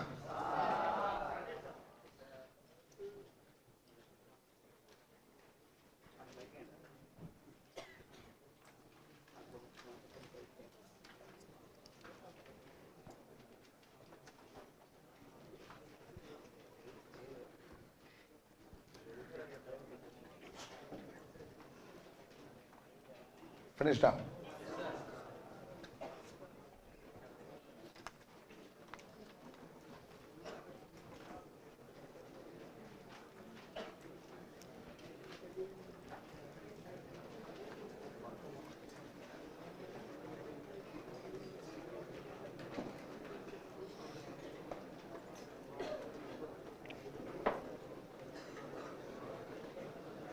Finish copying, huh? Okay. See. In this one assumption I forgot to tell. I can invest at what rate? Risk-free rate. If I extend the line, in this point, I borrow and invest in the security, yes or no? I borrow also at what rate? Yeah? Risk-free rate. One may wonder, so if I go to the bank, I may invest at 10%, but I have to borrow at what? 12%. Spread may be there, right or not? In all our discussion, including CAPM, it is assumed that borrowing rate and lending rate are same. We don't have the spread. We don't have the spread there. If there is a spread, the theory gets a little bit modified, which is beyond our syllabus discussion. Now, can I proceed? No. So, this is regarding the capital allocation line. Can I start or not? Take question number 10. Let's quickly complete question number 10 and 11. Take question number 10.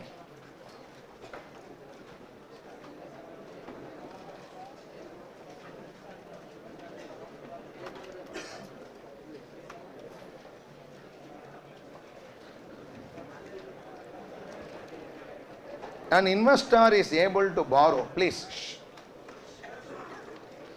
An investor is able to borrow and lend at a risk-free rate of 12%. Settled down. Please. An investor is able to borrow and lend at risk-free rate of 12%. The market portfolio of securities has an expected return of 20%.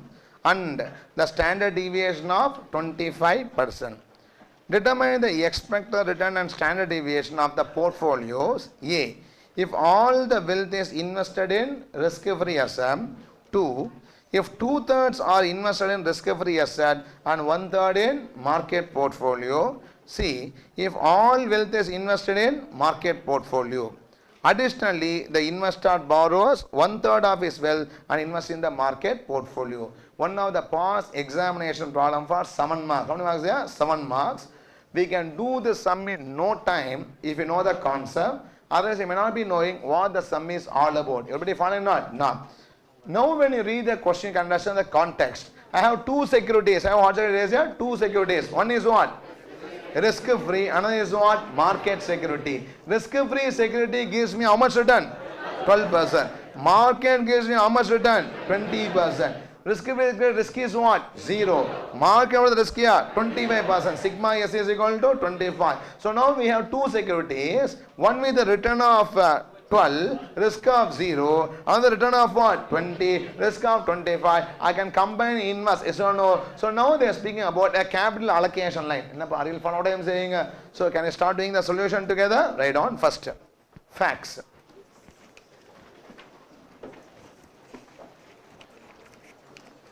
I think we are doing question number 10. Question number 10. Facts. Please.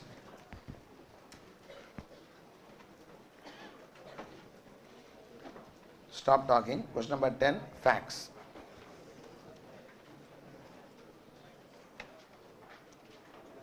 Shall we start up? No. Write down. RF is equal to how much here? 12. RF is equal to 12%.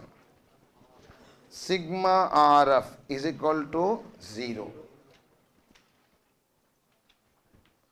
RS is equal to how much percent? 20%. Sigma S is equal to 25%. Sigma S is equal to 25%. Okay. Part A. Let's start answering. Part A. Entire wealth invested in. Entire wealth invested in risk-free asset. Entire wealth invested in risk-free asset. Entire wealth invested in risk-free asset. That's the first question. Yes or no? Now, the question is simple. What is the return and risk? No? Write down. Return is equal to how much percent? 12%. Return is equal to 12%. And risk bracket la standard deviation is equal to, on the risk in bracket right, standard deviation is equal to 0. And the risk in bracket right, standard deviation is equal to 0. Part A question has been answered. Respond yes or no. Now, part B question. Part B.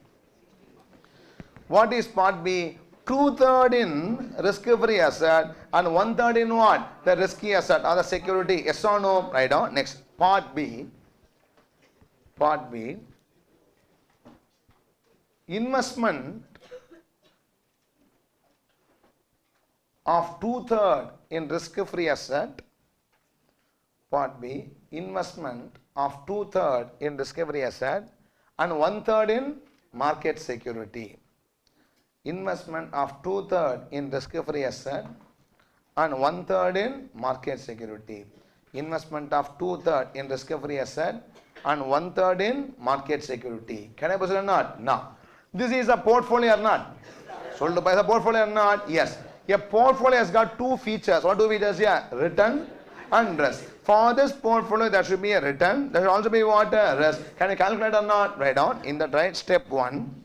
With that right step 1, return of portfolio. Step 1, return of portfolio. Return of portfolio. Tell me the columns. Security, proportion, return, weighted return. Security, proportion, return, and then weighted return. Tell me what are the two securities here? Risk free. Another is what? The market security. Risk free and then the market security. Proportion of risk free is how much? 1/3 above? 2/3. Sorry, it is going to be 2/3.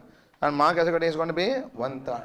One can even write as 0.6667 and so on. I just write 2/3 and 1/3, whichever is simple. Okay, next. What is the return of the market security? Risk-free security? 12%. What is the market security? It is 20%. Okay, tell me. 12 into 2 by 3 gives how much percent? 8%. 1 by 3 gives how much? 6.67%. Tell me what is RP? How much it is here? 14.67%. RP is equal to 14.67%. Return of portfolio is equal to 14.67%. Everybody having the clarity or not? No. So 2/3 and 1/3 invested. Can I proceed or not? Next. Step 2 is that this is return of portfolio. I have to go for what? The standard deviation. No, write down. Next. Step 2.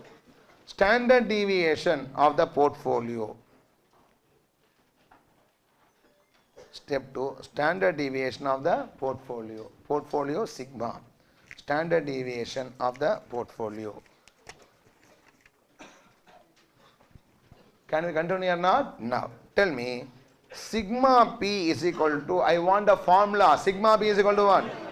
WS sigma S. You know, don't write the big formula because one of them is having 0 standard deviation or not. So WS sigma S. What is the weight of the security? 1 by 3. What is standard deviation of security? 25. 1 by 3 into 25 is equal to how much it is here? 8.33%. 8.33%. In other words, this portfolio is expected to give me a return of 14.67%, and around this mean the standard deviation is 8.33. Respond, are you following in order? So, is the risk and return of the portfolio. Can I proceed or not? Next. Part B or part C? Part C. Part C, he is having suppose 1 rupee. He invests 1 rupee, more than 1 rupee. I have only 1 rupee, but I invest what? More than 1 rupee by borrowing 1/3. You know, I don't know. I have, suppose I have a wealth of 100 rupees. How much rupees wealth there? 100 rupees. I am going to borrow how much rupees? 33.33 rupees and invest 133.33 in what? Market portfolio is the next issue. Everybody, are you following? Yes, sir. Right or not? Now, in that case, write down part B or part C? Part C. Write down part C.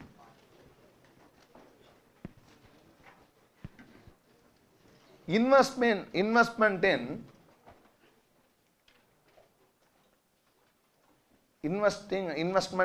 market portfolio or investment in market security. Anyway, you can write investment in market security. 133% of the wealth. Investment in market security. 133% of the wealth. So, if you want accurate 133.33%, don't fight with me. I just say approximately 133% of my wealth by borrowing. How can I invest 133% of my wealth? By borrowing what? 33%.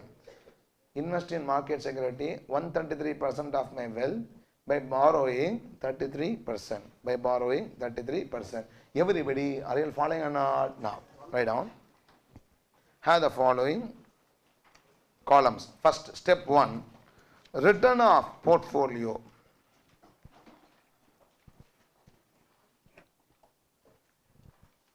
Step 1, return of portfolio. Return of portfolio. Have the following columns here. Security. Next column is what? Proportion. Third column is return. Fourth column is weighted return. Return and then what? Weighted return. Please. Let us have the security first. One is market security. One is what? Risk-free security. Two securities, market security and then risk-free security. See, I have 1 rupee. Listen here, I have how much rupees here? 1 rupee. I borrow how much? 1/3 rupees. Kadaba? I already have 1 rupee coin. I borrow what? 1/3 rupees. So the total money in my hand is what? 4/3. So this money where I invest? Market security. So market, I invest how much here? 4/3. I invest 4/3 in market. I invest 4/3 in market. Investment plus, borrowing means minus. Kadaba? Invest asset, yeah, borrowing means what? Liability. Asset minus liability is wealth. What I am saying? In that case, asset is 4/3. I borrow what? Minus 1/3. I borrow minus 1/3. Everybody having the clarity or not? So 4/3 minus 1/3 gives you what? 1. This is 1 rupee wealth. Okay. I have 1 rupee wealth. I borrowed what? 1/3. I invested what? 4/3. Respond yes or no? No. For this proportion of investment, I earn how much return on the security here? 20%. I have what? 20%. For this, what is a risk-free return here? 12%. It is going to be 12%. 20 into 4/3, tell me the number here. 20 into 4/3 is how much percentage? 26.67%. The return is 26.67%.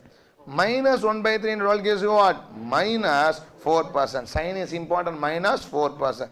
Tell me the return of portfolio is how much here? 22.67%. The return of portfolio is 22.67%. Then are you all following what I am saying? It's 22.67%. Please respond. Are you all following? Now, let us understand what it is before I go for the next stage. Please. I put my money in a security. I put my money in a security. All of you listen here. I put my money in a security which gives me how much return? 20%.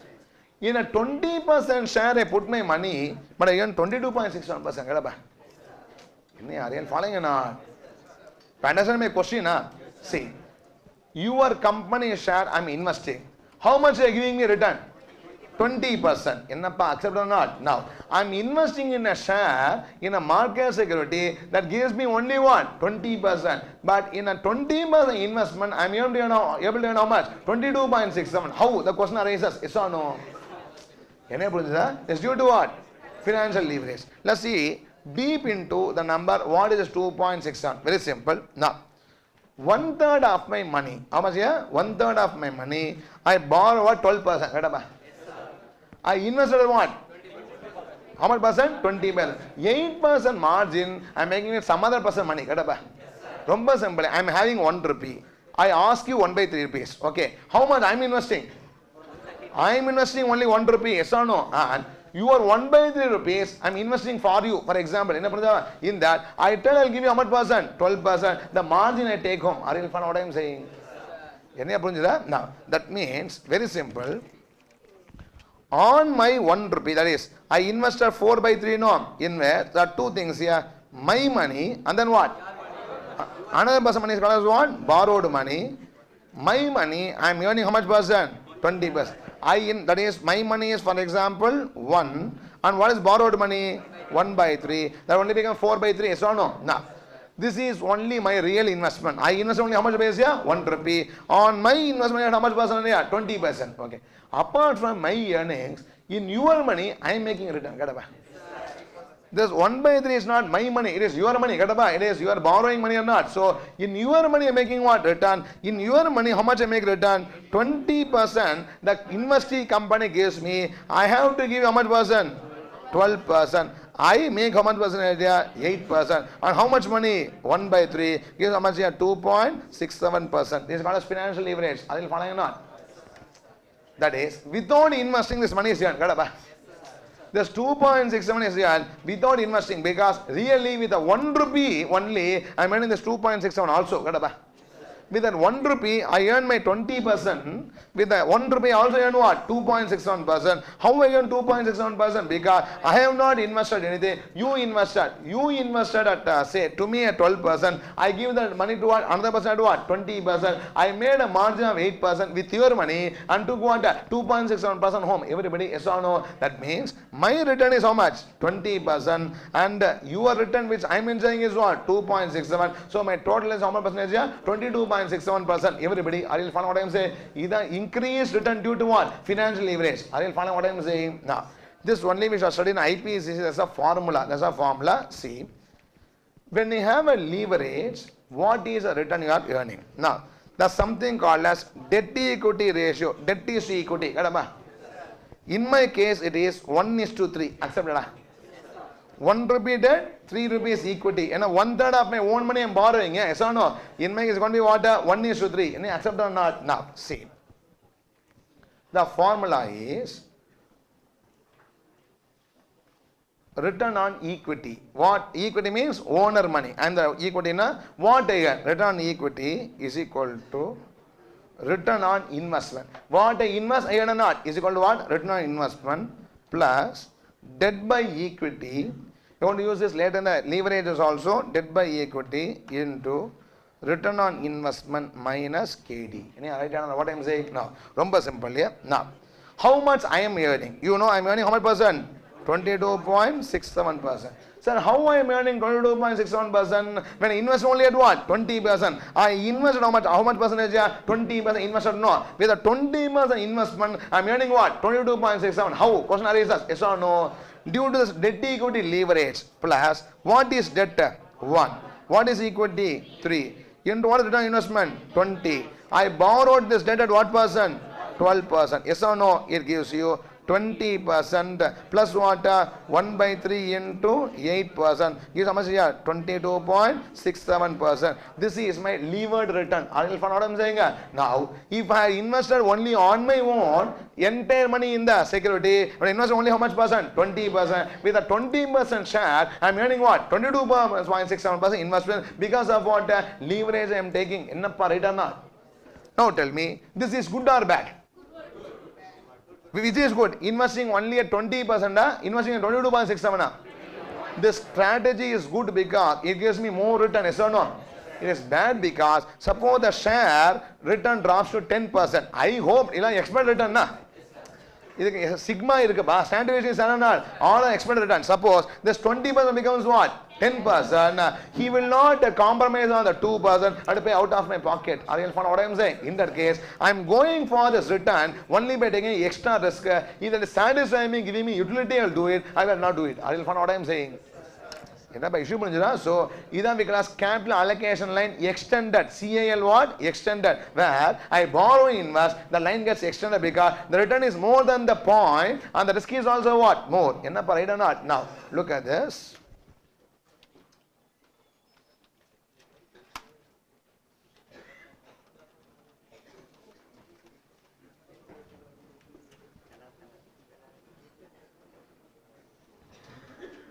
Okay, in this sum, very simple, yeah. This is a capital allocation line. First case, I invest the entire wealth in what? Risk-free asset. What is my return? My return is 12%. Risk is 0. Party answer.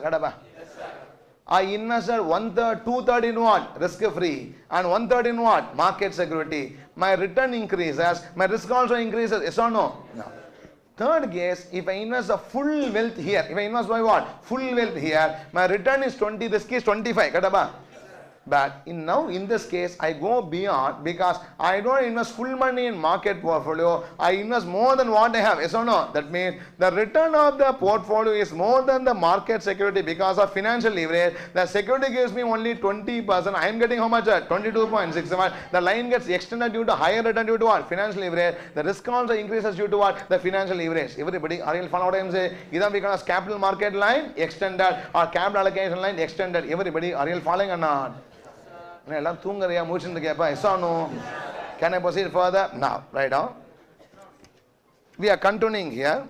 Tell me what was the answer we made here. Step 1 over. What is written of this portfolio? 22.67. This portfolio is having a risk or not? Yes. Continue writing. Next. Risk step 2, portfolio risk. I'll write it here. Step 2, portfolio risk.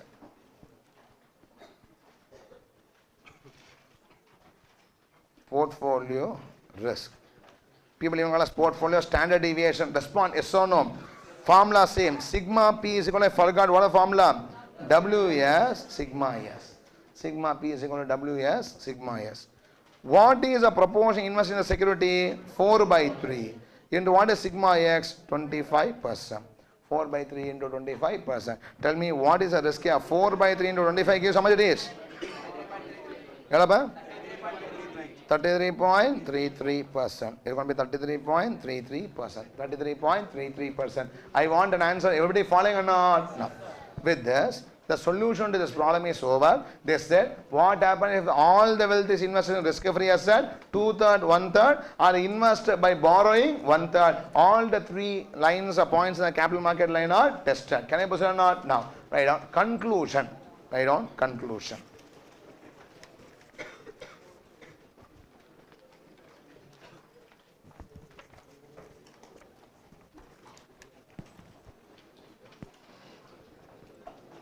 Shall I start or not? Now, please. Let us have following columns. Particulars,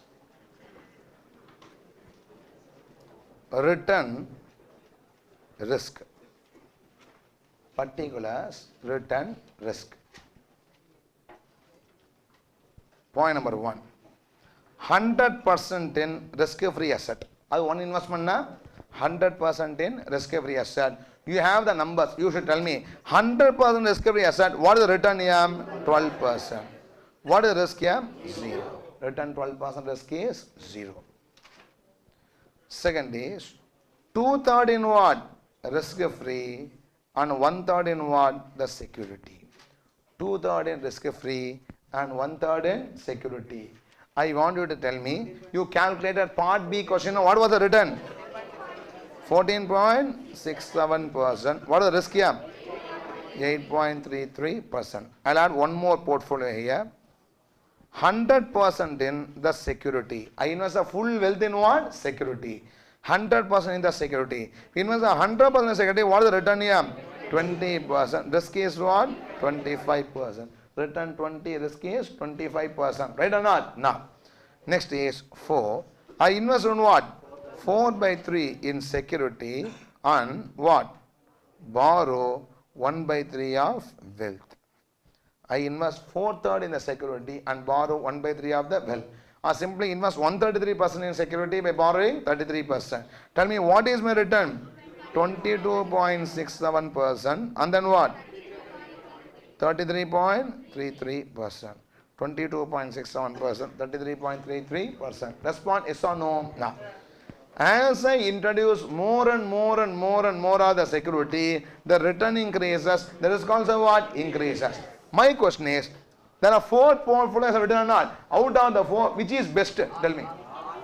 There are 4 portfolios now. Out of the 4, which is best here? All the 4 are best because all the 4 is in the efficient frontier. Yes or no? What efficient frontier? Capital allocation line. If you plot the 4 point, it will form what? Straight line. It becomes a capital allocation line. Yes or no?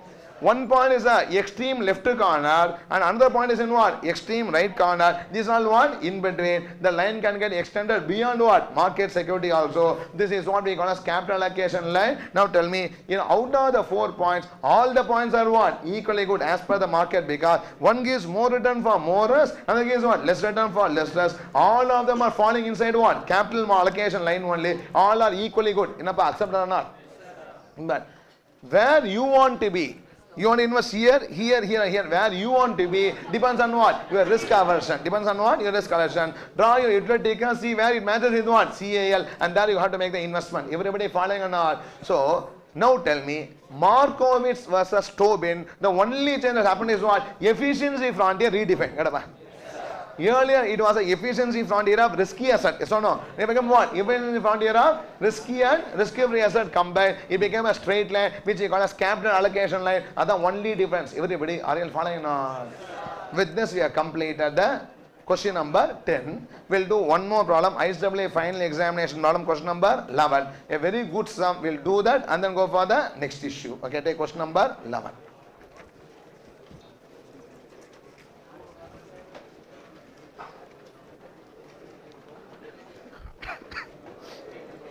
Stop talking, please. Don't talk.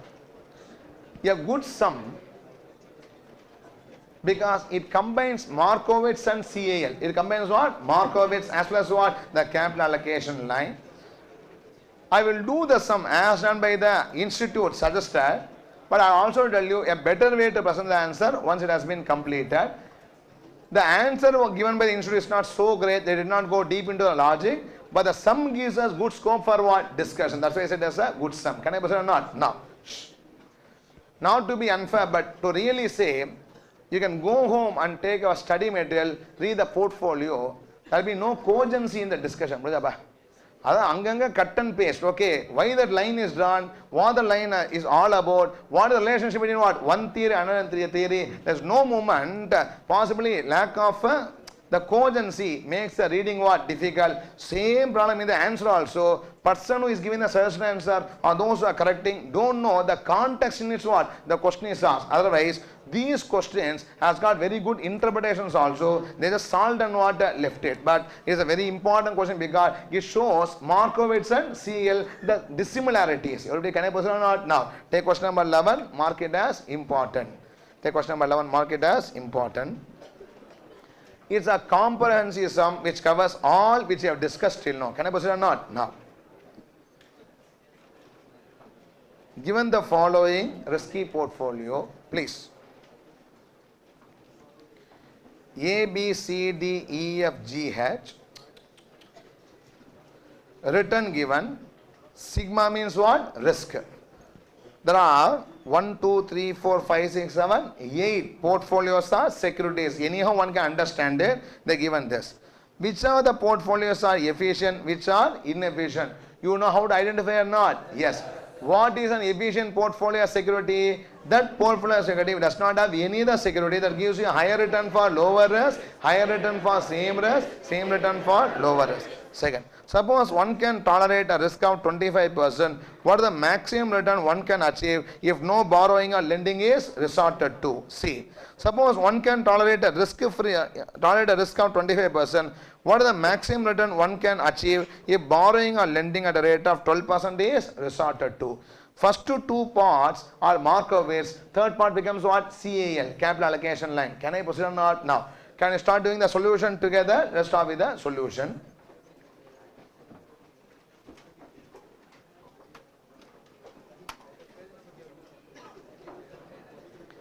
Have you all taken the question read along with me or not? No. Okay, see. Okay. First of all, let's answer part by part. In my stock market, there are how many risky securities? A, B, C, D, E, F, G, H. How many securities here? 8 securities.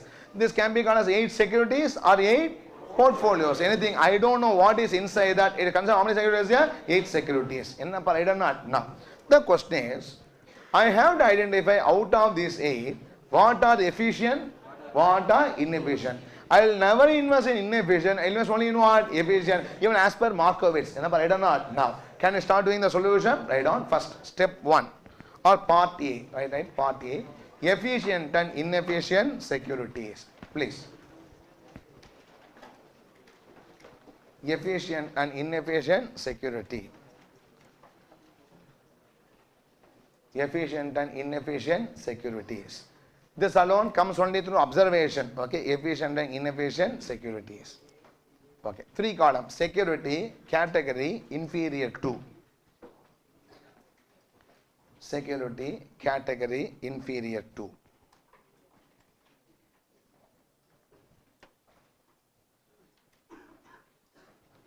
Okay, can we start up? Now, suppose it is efficient, it is inferior to none.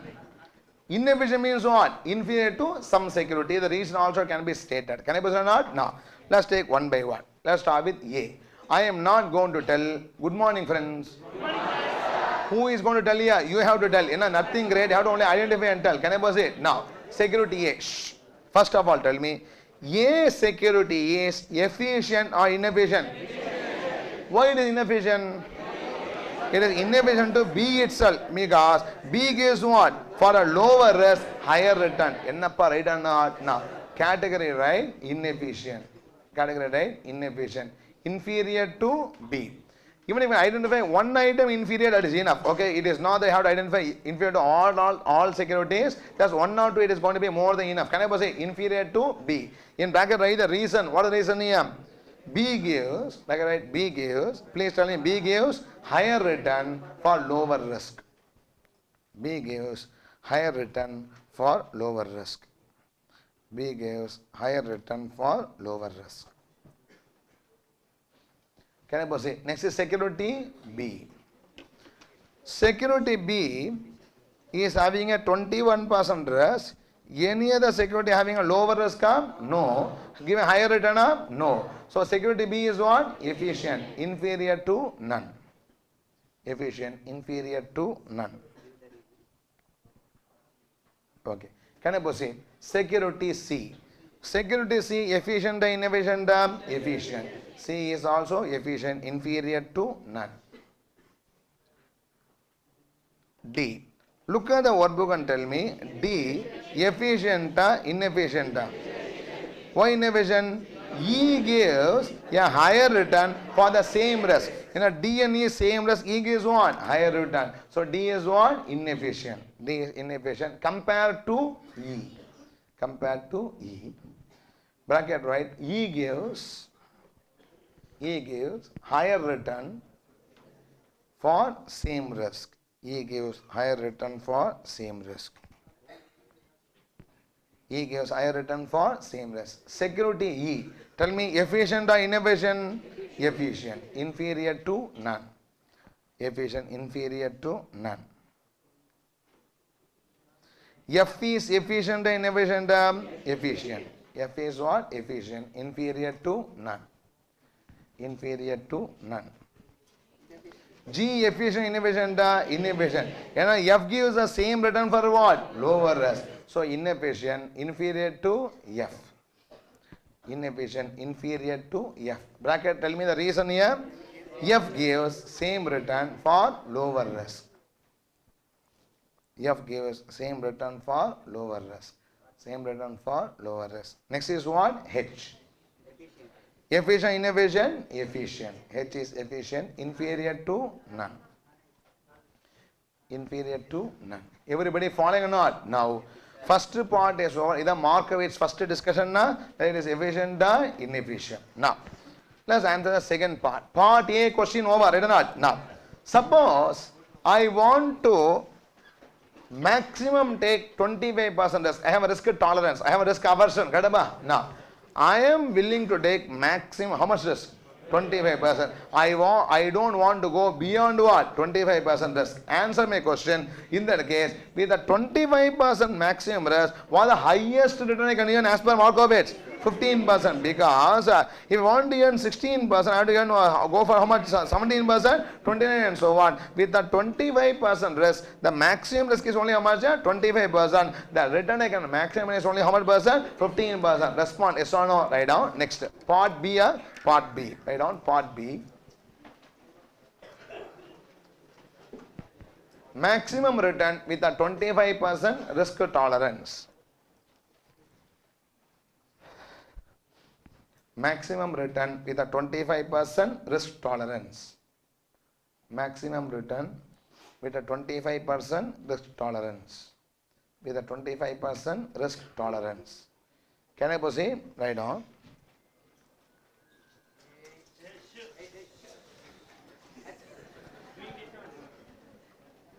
First you keep quiet here. Can I proceed? No. That will stop, but you all never stop. Can I proceed? Now write down. With a 25% risk. With a 25% risk, The maximum we can earn from the market is, with a 25% risk, the maximum we can earn from the market is, how much percent? 15%. With a 25% risk, the maximum we can earn from the market is 15% by investing in C. The maximum we can earn is 15% by investing in C. By investing in C. This is what the share market offers me. For my risk-taking ability, I can earn maximum much from the market? 15%. If you want to earn more, what I should do? Take more risk, is what the market says. Are you following what I am saying? So this is going to be the answer for part B. Right or not? No. See. Now, I am going to be with Markowitz, going to go further. Go further. I am going to combine what and what? Risk-free with the available market security. Ennappa, right or not? No. In that case, they say the risk-free lending and borrowing can be made how much percent? 12%. In the assumption, very important, borrowing and lending both are what? Same. The risk-free lending and borrowing is how much percent here? 12%. In that case, I can combine one of the A, B, C, D, E, F, G, H with what? Risk-free and earn some return. Yes or no? Now, the question is, now I am going to construct the portfolio. I want to construct what? Portfolio. This portfolio consists of what and what? Risk-free and one of the A to H. Yes or no? Yes, this portfolio consists of what? Risk-free and one of the A to H. Yes or no? Yes, and this portfolio, I want to have a risk of maximum what percentage? 25%. I define my portfolio risk. Sigma P is equal to how much percent? 25%. Ennappa, question puriyudha? Can I proceed? Now, there is going to be a second part of the question, third part of the question. Again repeat. Now, I want to take maximum how much risk? Earlier, I am not looking at another market. I looked only at what? Share market. In that case, with 25% risk, what I will do? Invest in C and then a maximum return of 15%. Yes or no? But now, should I limit myself only to share market, go for risk-free market, risk-free market, the two markets, I can construct a portfolio of risk-free asset and what? One of these securities, where I can tolerate maximum much risk, 25% risk. In the how much return you could earn is the next issue. Everybody, are you following what I am saying? In that case, let's construct the portfolio of A with risk-free asset, B with risk-free, C with risk-free and so on, and then see the various combination, the risk-return profile. Can I proceed? Now, write down next part B or part C? Part C. Part C. Proportion of investment in security.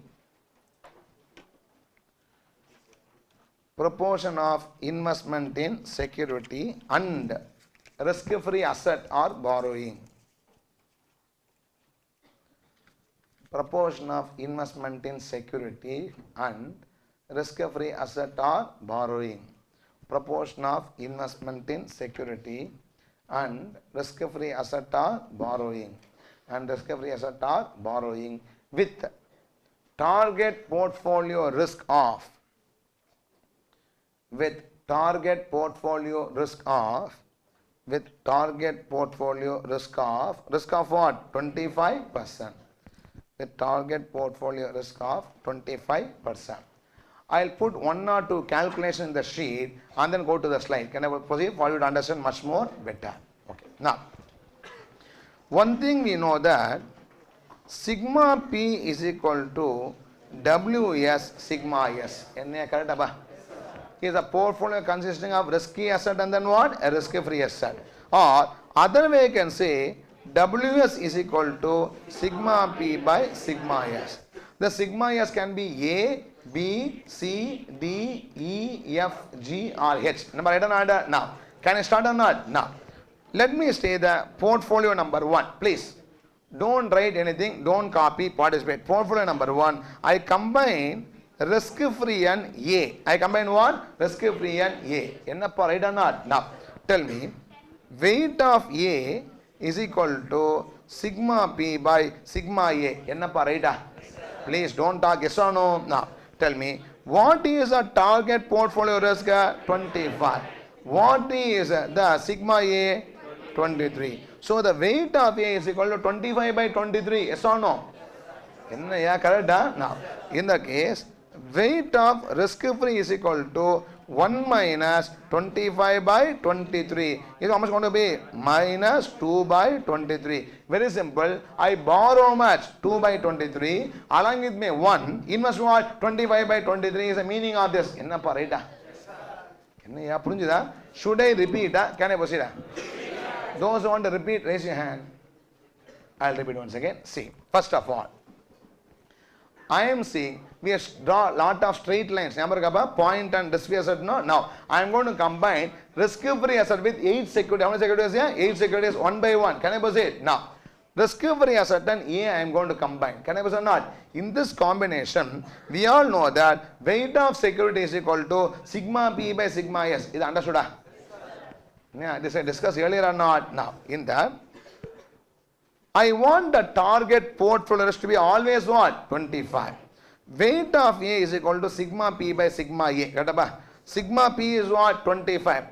Portfolio risk target is going to be 25. What is sigma A? 23. That means I am going to invest how much in A? 25 by 23. More than 1 rupee I am going to invest or not? I have only 1 rupee. How many invest more than 1 rupee? By borrowing. I borrow minus 2 by 23 and invest in what? 25 by 23 to get the following risk of 25%. Respond is or no? No. I'll just do 2 or 3 more things and then you tell me for the remaining. Number 2. Okay. I am going to invest what and what? B and risk free. Now tell me. Weight of B, proportion of B is equal to what? Sigma B divided by sigma B. Yes or no? What is standard of portfolio 1? 25. What is sigma B? 21. Upon the weight of risk is going to be how much here? 1 minus 25 by 21 is equal to what? Minus 4 by 21. Borrow 4 by 21. Already 1 rupee is and invest what? 25 by 21 in the security B. Yes or no? Now, third, I invest in C and what? Risk-free asset. Now, tell me what is weight of C is equal to what? Sigma P by sigma C. What is standard of portfolio? 25. What is C? 25. Invest what? 1. Upper weight of RF is equal to what? 1 minus 1 is equal to 0. Invest only in C to get the 25% risk. Right or not? Now, one more item I will do. That is what? D and RF. Next is what? D and then what? RF. Tell me what is weight of D? Everybody tell me. Sigma P divided by sigma D. What is standard portfolio? 25 on target. What is sigma D? 29. Upper what should I invest here? RF is equal to 1 minus 25 by 20. How much here? That is, invest 25 by 29 money in the security and 4 by 29 money in what? Risk-free asset. Is the investment. Right or not? Like that. I can combine up to H. Right or not? No. This is what I am putting in the slide now. Everybody, from the beginning, you have to tell me first. Items A, B, C, D, E, F, G, H. Okay. First, what are 2 items here? Proportion of security and proportion of risk-free security. We know proportion of security is sigma P by sigma security, yes or no? Now, tell me for first, sigma P always we said I want how much percent risk of the portfolio? 25%. My risk-taking ability is 25%, yes or no? Now, 25 by what is sigma A? 23. If I invest 25 by 23 in A, I should borrow what? 2 minus 2 by 23. Yes or no? Now, second case, invest how much in B? 25 by 21. How much I borrow? Minus 4 by 21. See how much I invest? 25 by 25. How much should I borrow? 0. Everybody look at the workbook and tell me D, what divided by what? 25 by 29. Borrow what? Say invest what? 4 by 29. E, how much it is going to be? 25 by 29. Invest what? 4 by 29. F is what?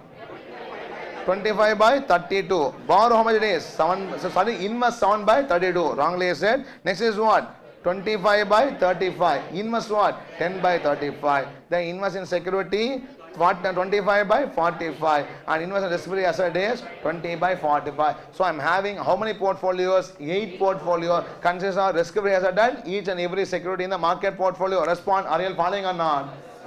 Answer. No. Tell me. All this portfolio have a return or not? For return of the portfolio, weighted average return. All of them have what? A return. And all this portfolio will be having a risk or not?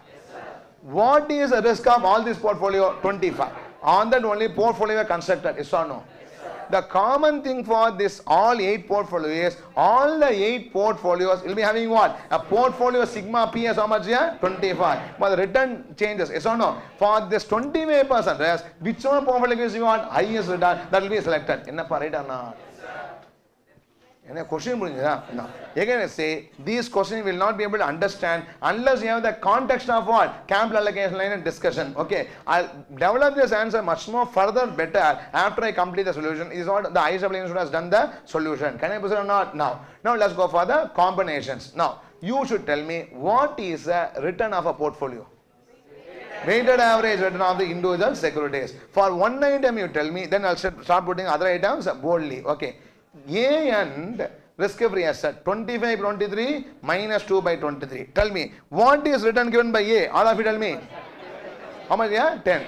10 into what? 25/23 minus what return of the risk-free asset here? 12. 12 into 2/23. Yes or no? Like that we can find out for others. Now what you want to do is copy the slide. Then we can just go for the next slide. I'll give working note for 1 or 2 later once I give the notes for this. Okay, copy the slide quickly. Then be in a position to tell me the next slide. Please copy this.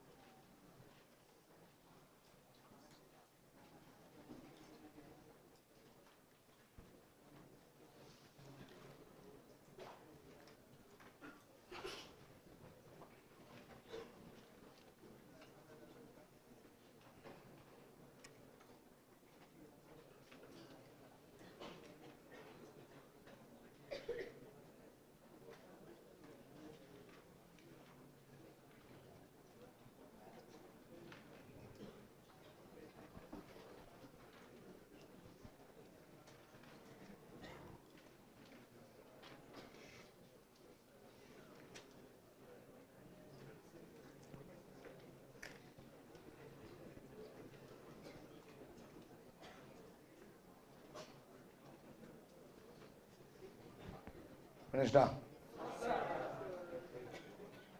When you write, are you understanding and writing it or not?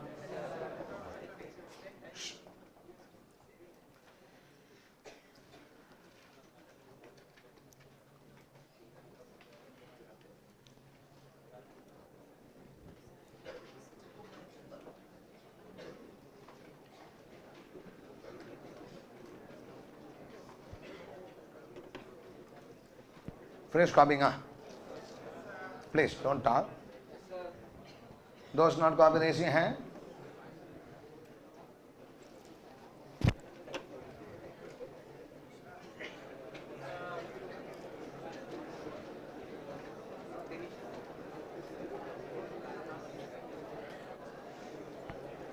Shall I proceed on? Okay, now, write down. Calculation of return for these 8 portfolios.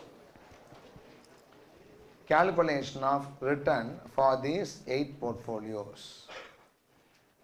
Calculation of return for these 8 portfolios. 3 columns, portfolio, computation, return. Calculation of return for these 8 portfolios. Portfolio, computation, return. Portfolio, computation, and then return. Can you start together or not? Now, tell me first, you should now answer me. I should hear your voices clearly with clarity. Tell me what the first portfolio? A and loan. Okay. I am not investing in risk free. I am borrowing risk free. Yes or no? A and loan. A and loan. How much return A gives? Tell me. 10%. For how much of my investment? 25/23. It is 10% into 25/23, right? 10% into 25/23 minus what? 12 into 2/23. And a 2/23 amount I am borrowing at how much percent? 12%. Now borrowing, now I don't earn. I have to what? Pay cost. So I earn 10 into 25 by 23. I pay what? 12 into minus 2 into 2 by 23. Tell me what is the number I'm going to get. Tell me the net number here. 9.83%. 9.83%. 9.83%. Now, this is horrible. Correct? You know, A itself gives 10%. Yes or no? But the profile is what? 9.83. Why the profile is less than A? Tell me. Yeah? Because I borrow 12%, invest at what? 10%, return should be decreasing. Yeah, right what I am saying? This is a very horrible combination. Can I say? Now, next is B and loan. Next, right? B and loan. Now you should answer, please. B and loan. What into what? 12.5 into what? 25 by 21. 12.5 into 25 by 21. For 25 by 21 proportion of my wealth, I earn how much? 12.5 minus what? 4 by 21 into 12. Minus 4 by 21 into 12. Minus 4 by 21 into 12. I will be earning more than 12.5 or not? Sure. That is sure. What the income here? 12.6%. It is 12.6. Why share gives me only 12.5? How can I earn 12.6? Because I borrow 12% and invest. Right or not? That leverage is going to act in favor of me. Right or not? Now, tell me C. What is C? 25 by 25 into 15%. That's all. 15 into 25 by 25. Proportion is 1. 15 into 25 by 25 minus 0. How much percent? 15%. 15 into 25 by 25 minus 0 is equal to 15%. Tell me yes or no? No. D and RF. Please tell me what is D and RF. What into what? 16% into what and what? 25 by 29. Please respond. 16% into 25 by 29 plus what? 12% into 4 by 29. And I am investing in the security D. I am investing in what? RF. How much invest in security D? 25 by 29 earning 16%. How much in RF? 4 by 29 earning 12%. Tell me the return here. 15.45%. D and RF, the return is 15.45%. Respond yes or no? No. E and RF. Next is what? E and RF. E and RF. Okay, stop writing, everybody. You tell me this computation, everybody, then I'll believe you're all understanding writing. Tell me E and R. What is the return from E? Tell me what into what? 25 by 29 into 17%. Plus what is RF? 4 by 29 into 12%. 17% into 25 by 29 plus 12% into 4 by 29. 12% of 4, how much going to be? 16.31%. 16.31%. F and RF. F and RF. Now tell me what is F and RF here? It is what? 18 into what? 25 by 32. 18 into 25 by 32 plus what? 12 into 7 by 32. 18 into 25 by 32 plus 12 into 7 by 32. Tell me the number here. 16.69%. Number is 16.69%. Next, G and RF. It is what here? 18 into 25 by 35 plus 12 into 10 by 35. 18 into 25 by 35 plus 12 into 10 by 35. Tell me the number. 16.29%. 16.29%. 16.29%. Last, H and RF. Tell me the number here. 20 into 25 by 45 plus 12 into 20 by 45. 20 into 25 by 45 plus 12 into 20 by 45. Tell me the number. What is the number? 16.44%. Number is 16.44%. 16.44%. Everybody stop writing and tell me which is the best portfolio. Tell me. F and RF. That gives me what? The highest 16.69 return. So how much risk here? 25% risk. Please tell me, are you following up? Now, stop writing and tell me, if I go by Markowitz, if I go by what? Markowitz, I don't look at risk-free market at all. I only look at what? Risky security. As per Markowitz, 25% risk I am willing to take. How much I can get? 15% only. Yes or no? But as per the capital allocation line, with the same 25% risk, I am able to earn how much? 16.69% return by combining with a risk-free asset. Enna right or not? Yes or no? No. That means, which is efficiency frontier? Markowitz, the capital allocation line, capital allocation, because it gives me for the same risk more return proved here. Yes or no? Now, This problem could have been done much better conceptually. I need not have checked 8 combinations. Because we always said that capital market line should run tangent to what? The efficiency frontier only. Only one of the efficient portfolio will be best for me. Right or not? I need not have combined RF and inefficient portfolio. It would have been enough if I had combined what? RF and efficient portfolio. Still I would have got this answer. Yes or no? Person knowing CAL should have done the problem only that way. Yes or no? But the IEEE Institute examination solution where they combine what? All the 8 and show. But you need not combine all the 8. For your answer, first part of the answer, tell me what are the efficient securities? Tell me what are efficient securities? B. Sorry, it is what? Okay, B, C, E, F, H. For this alone, combine what? R, which gives what? Higher. That becomes the efficient portfolio line of tangency. Are you all following what I am saying? So, for this 12% should be line of tangency or not. Which one gives me what? Highest of this efficient. That should be selected is much more simpler because CAL will not take into account an innovation role. Takes only account what? Efficient. In that also out of the 4 efficient, only one of them become what? Efficient as per the CAL, which can be found out by doing the trial and error method here. Everybody, are you all following what I am saying? That would have been a much more better way of presenting the solution. Please tell me, are you all following? Now, my question is, if you are a Markowitz follower, you can earn how much return from 25%? 15%. If you follow CAL, how much you can earn? 16.69. Which is better here? CAL. It is a new efficiency frontier compared to what? Markowitz. Is what you are trying to learn here. Right or not? Please tell me yes or no. No. I think I copied the last slide or not? No. Write down. Working note. See, I am not going to write for all the H here, waste our time. 1 or 2 I will show and then leave it. Can I proceed? Working notes. Working notes. Right, calculation of portfolio proportions. In working note, right, calculation of portfolio proportion. Calculation of portfolio proportion. Right, sigma P is equal to WS sigma S. Sigma P is equal to WS sigma S. WS is equal to sigma P by sigma S.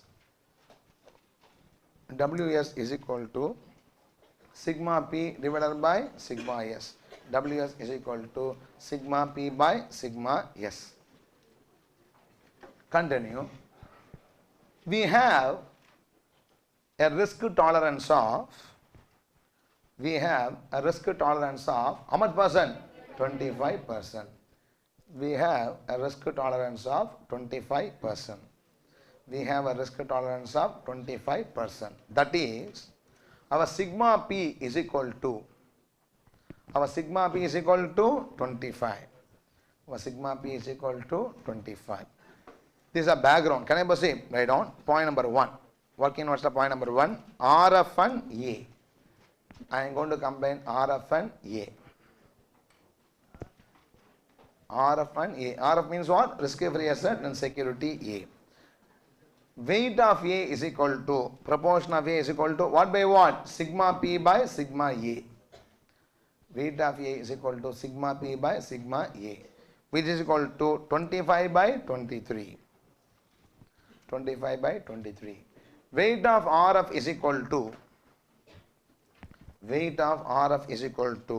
1 minus 25 by 23. Weight of RF is equal to 1 minus 25 by 23 is equal to minus 2 by 23. 1 minus 25 by 23 is equal to minus 2 by 23. Add on. This means, therefore understand, this means invest 25 by 23 of our wealth, invest 25 by 23 of our wealth by borrowing what? 2 by 23. Invest 25 by 23 of our wealth by borrowing 2 by 23. By borrowing 2 by 23. Clear? Now, can you do one more calculation? Next. Number 2, B and RF. Only thing is B and RF. weight of B is equal to sigma P by sigma B. Weight of B is equal to sigma P by sigma B. 25 divided by 21. 25 divided by 21. Weight of RF 1 minus 25 by 21. Weight of RF 1 minus 25 by 21 is equal to minus 4 by 21. Need not write interpolation, already seen earlier one, no, minus 4 by 21. Like this, can you understand the remaining calculations or not? No. Working notes over. Write down conclusion. Write down conclusion.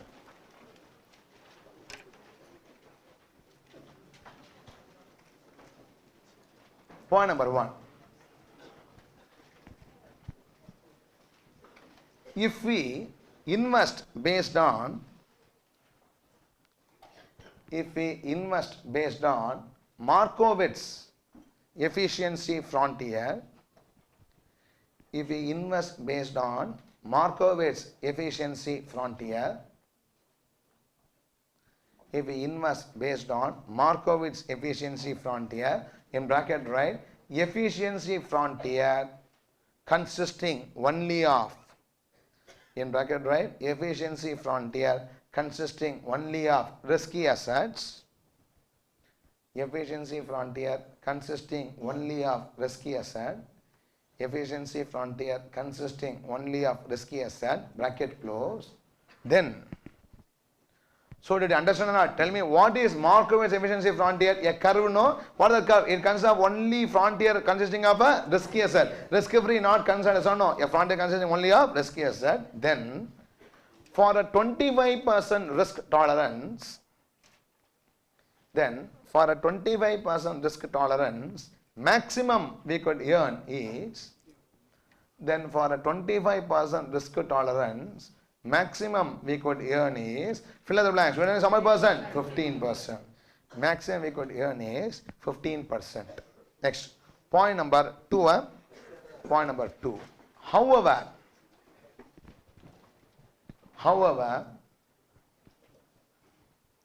if our efficiency frontier becomes, CAL, if our efficiency frontier becomes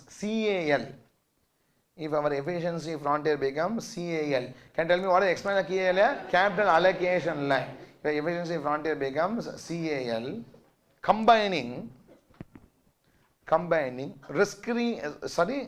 combining risky and risk-free asset, that's what I wanted. Combining risky and risk-free asset becomes CAL, combining risky and risk-free asset, combining risky and risk-free asset. Then for a 25% risk, then for a 25% risk, we can earn a return. For a 25% risk, we can earn a return as high as, how much percent? 16.69%. We can earn a return as high as 16.69%. As high as 16.69%. This proves, CAL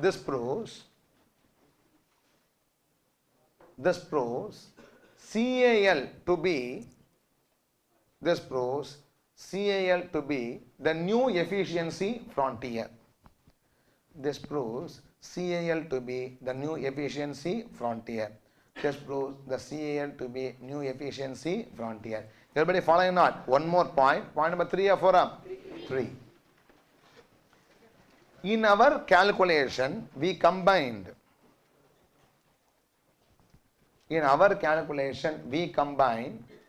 Risk-free with all the securities.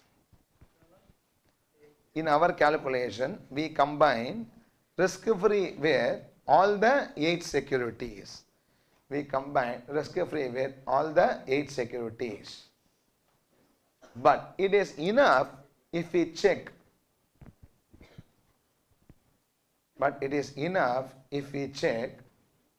The risk-free with. If we check the risk-free with what? The efficient securities. It is enough if we check risk-free with efficient securities. Because CAL will run tangent. Capital allocation line will run tangent only to CAL will run tangent. Capital allocation line will tangent only to the Markowitz efficiency frontier. CAL will run tangent only to Markowitz efficiency frontier. Will run tangent only to Markowitz efficiency frontier, and the point of tangency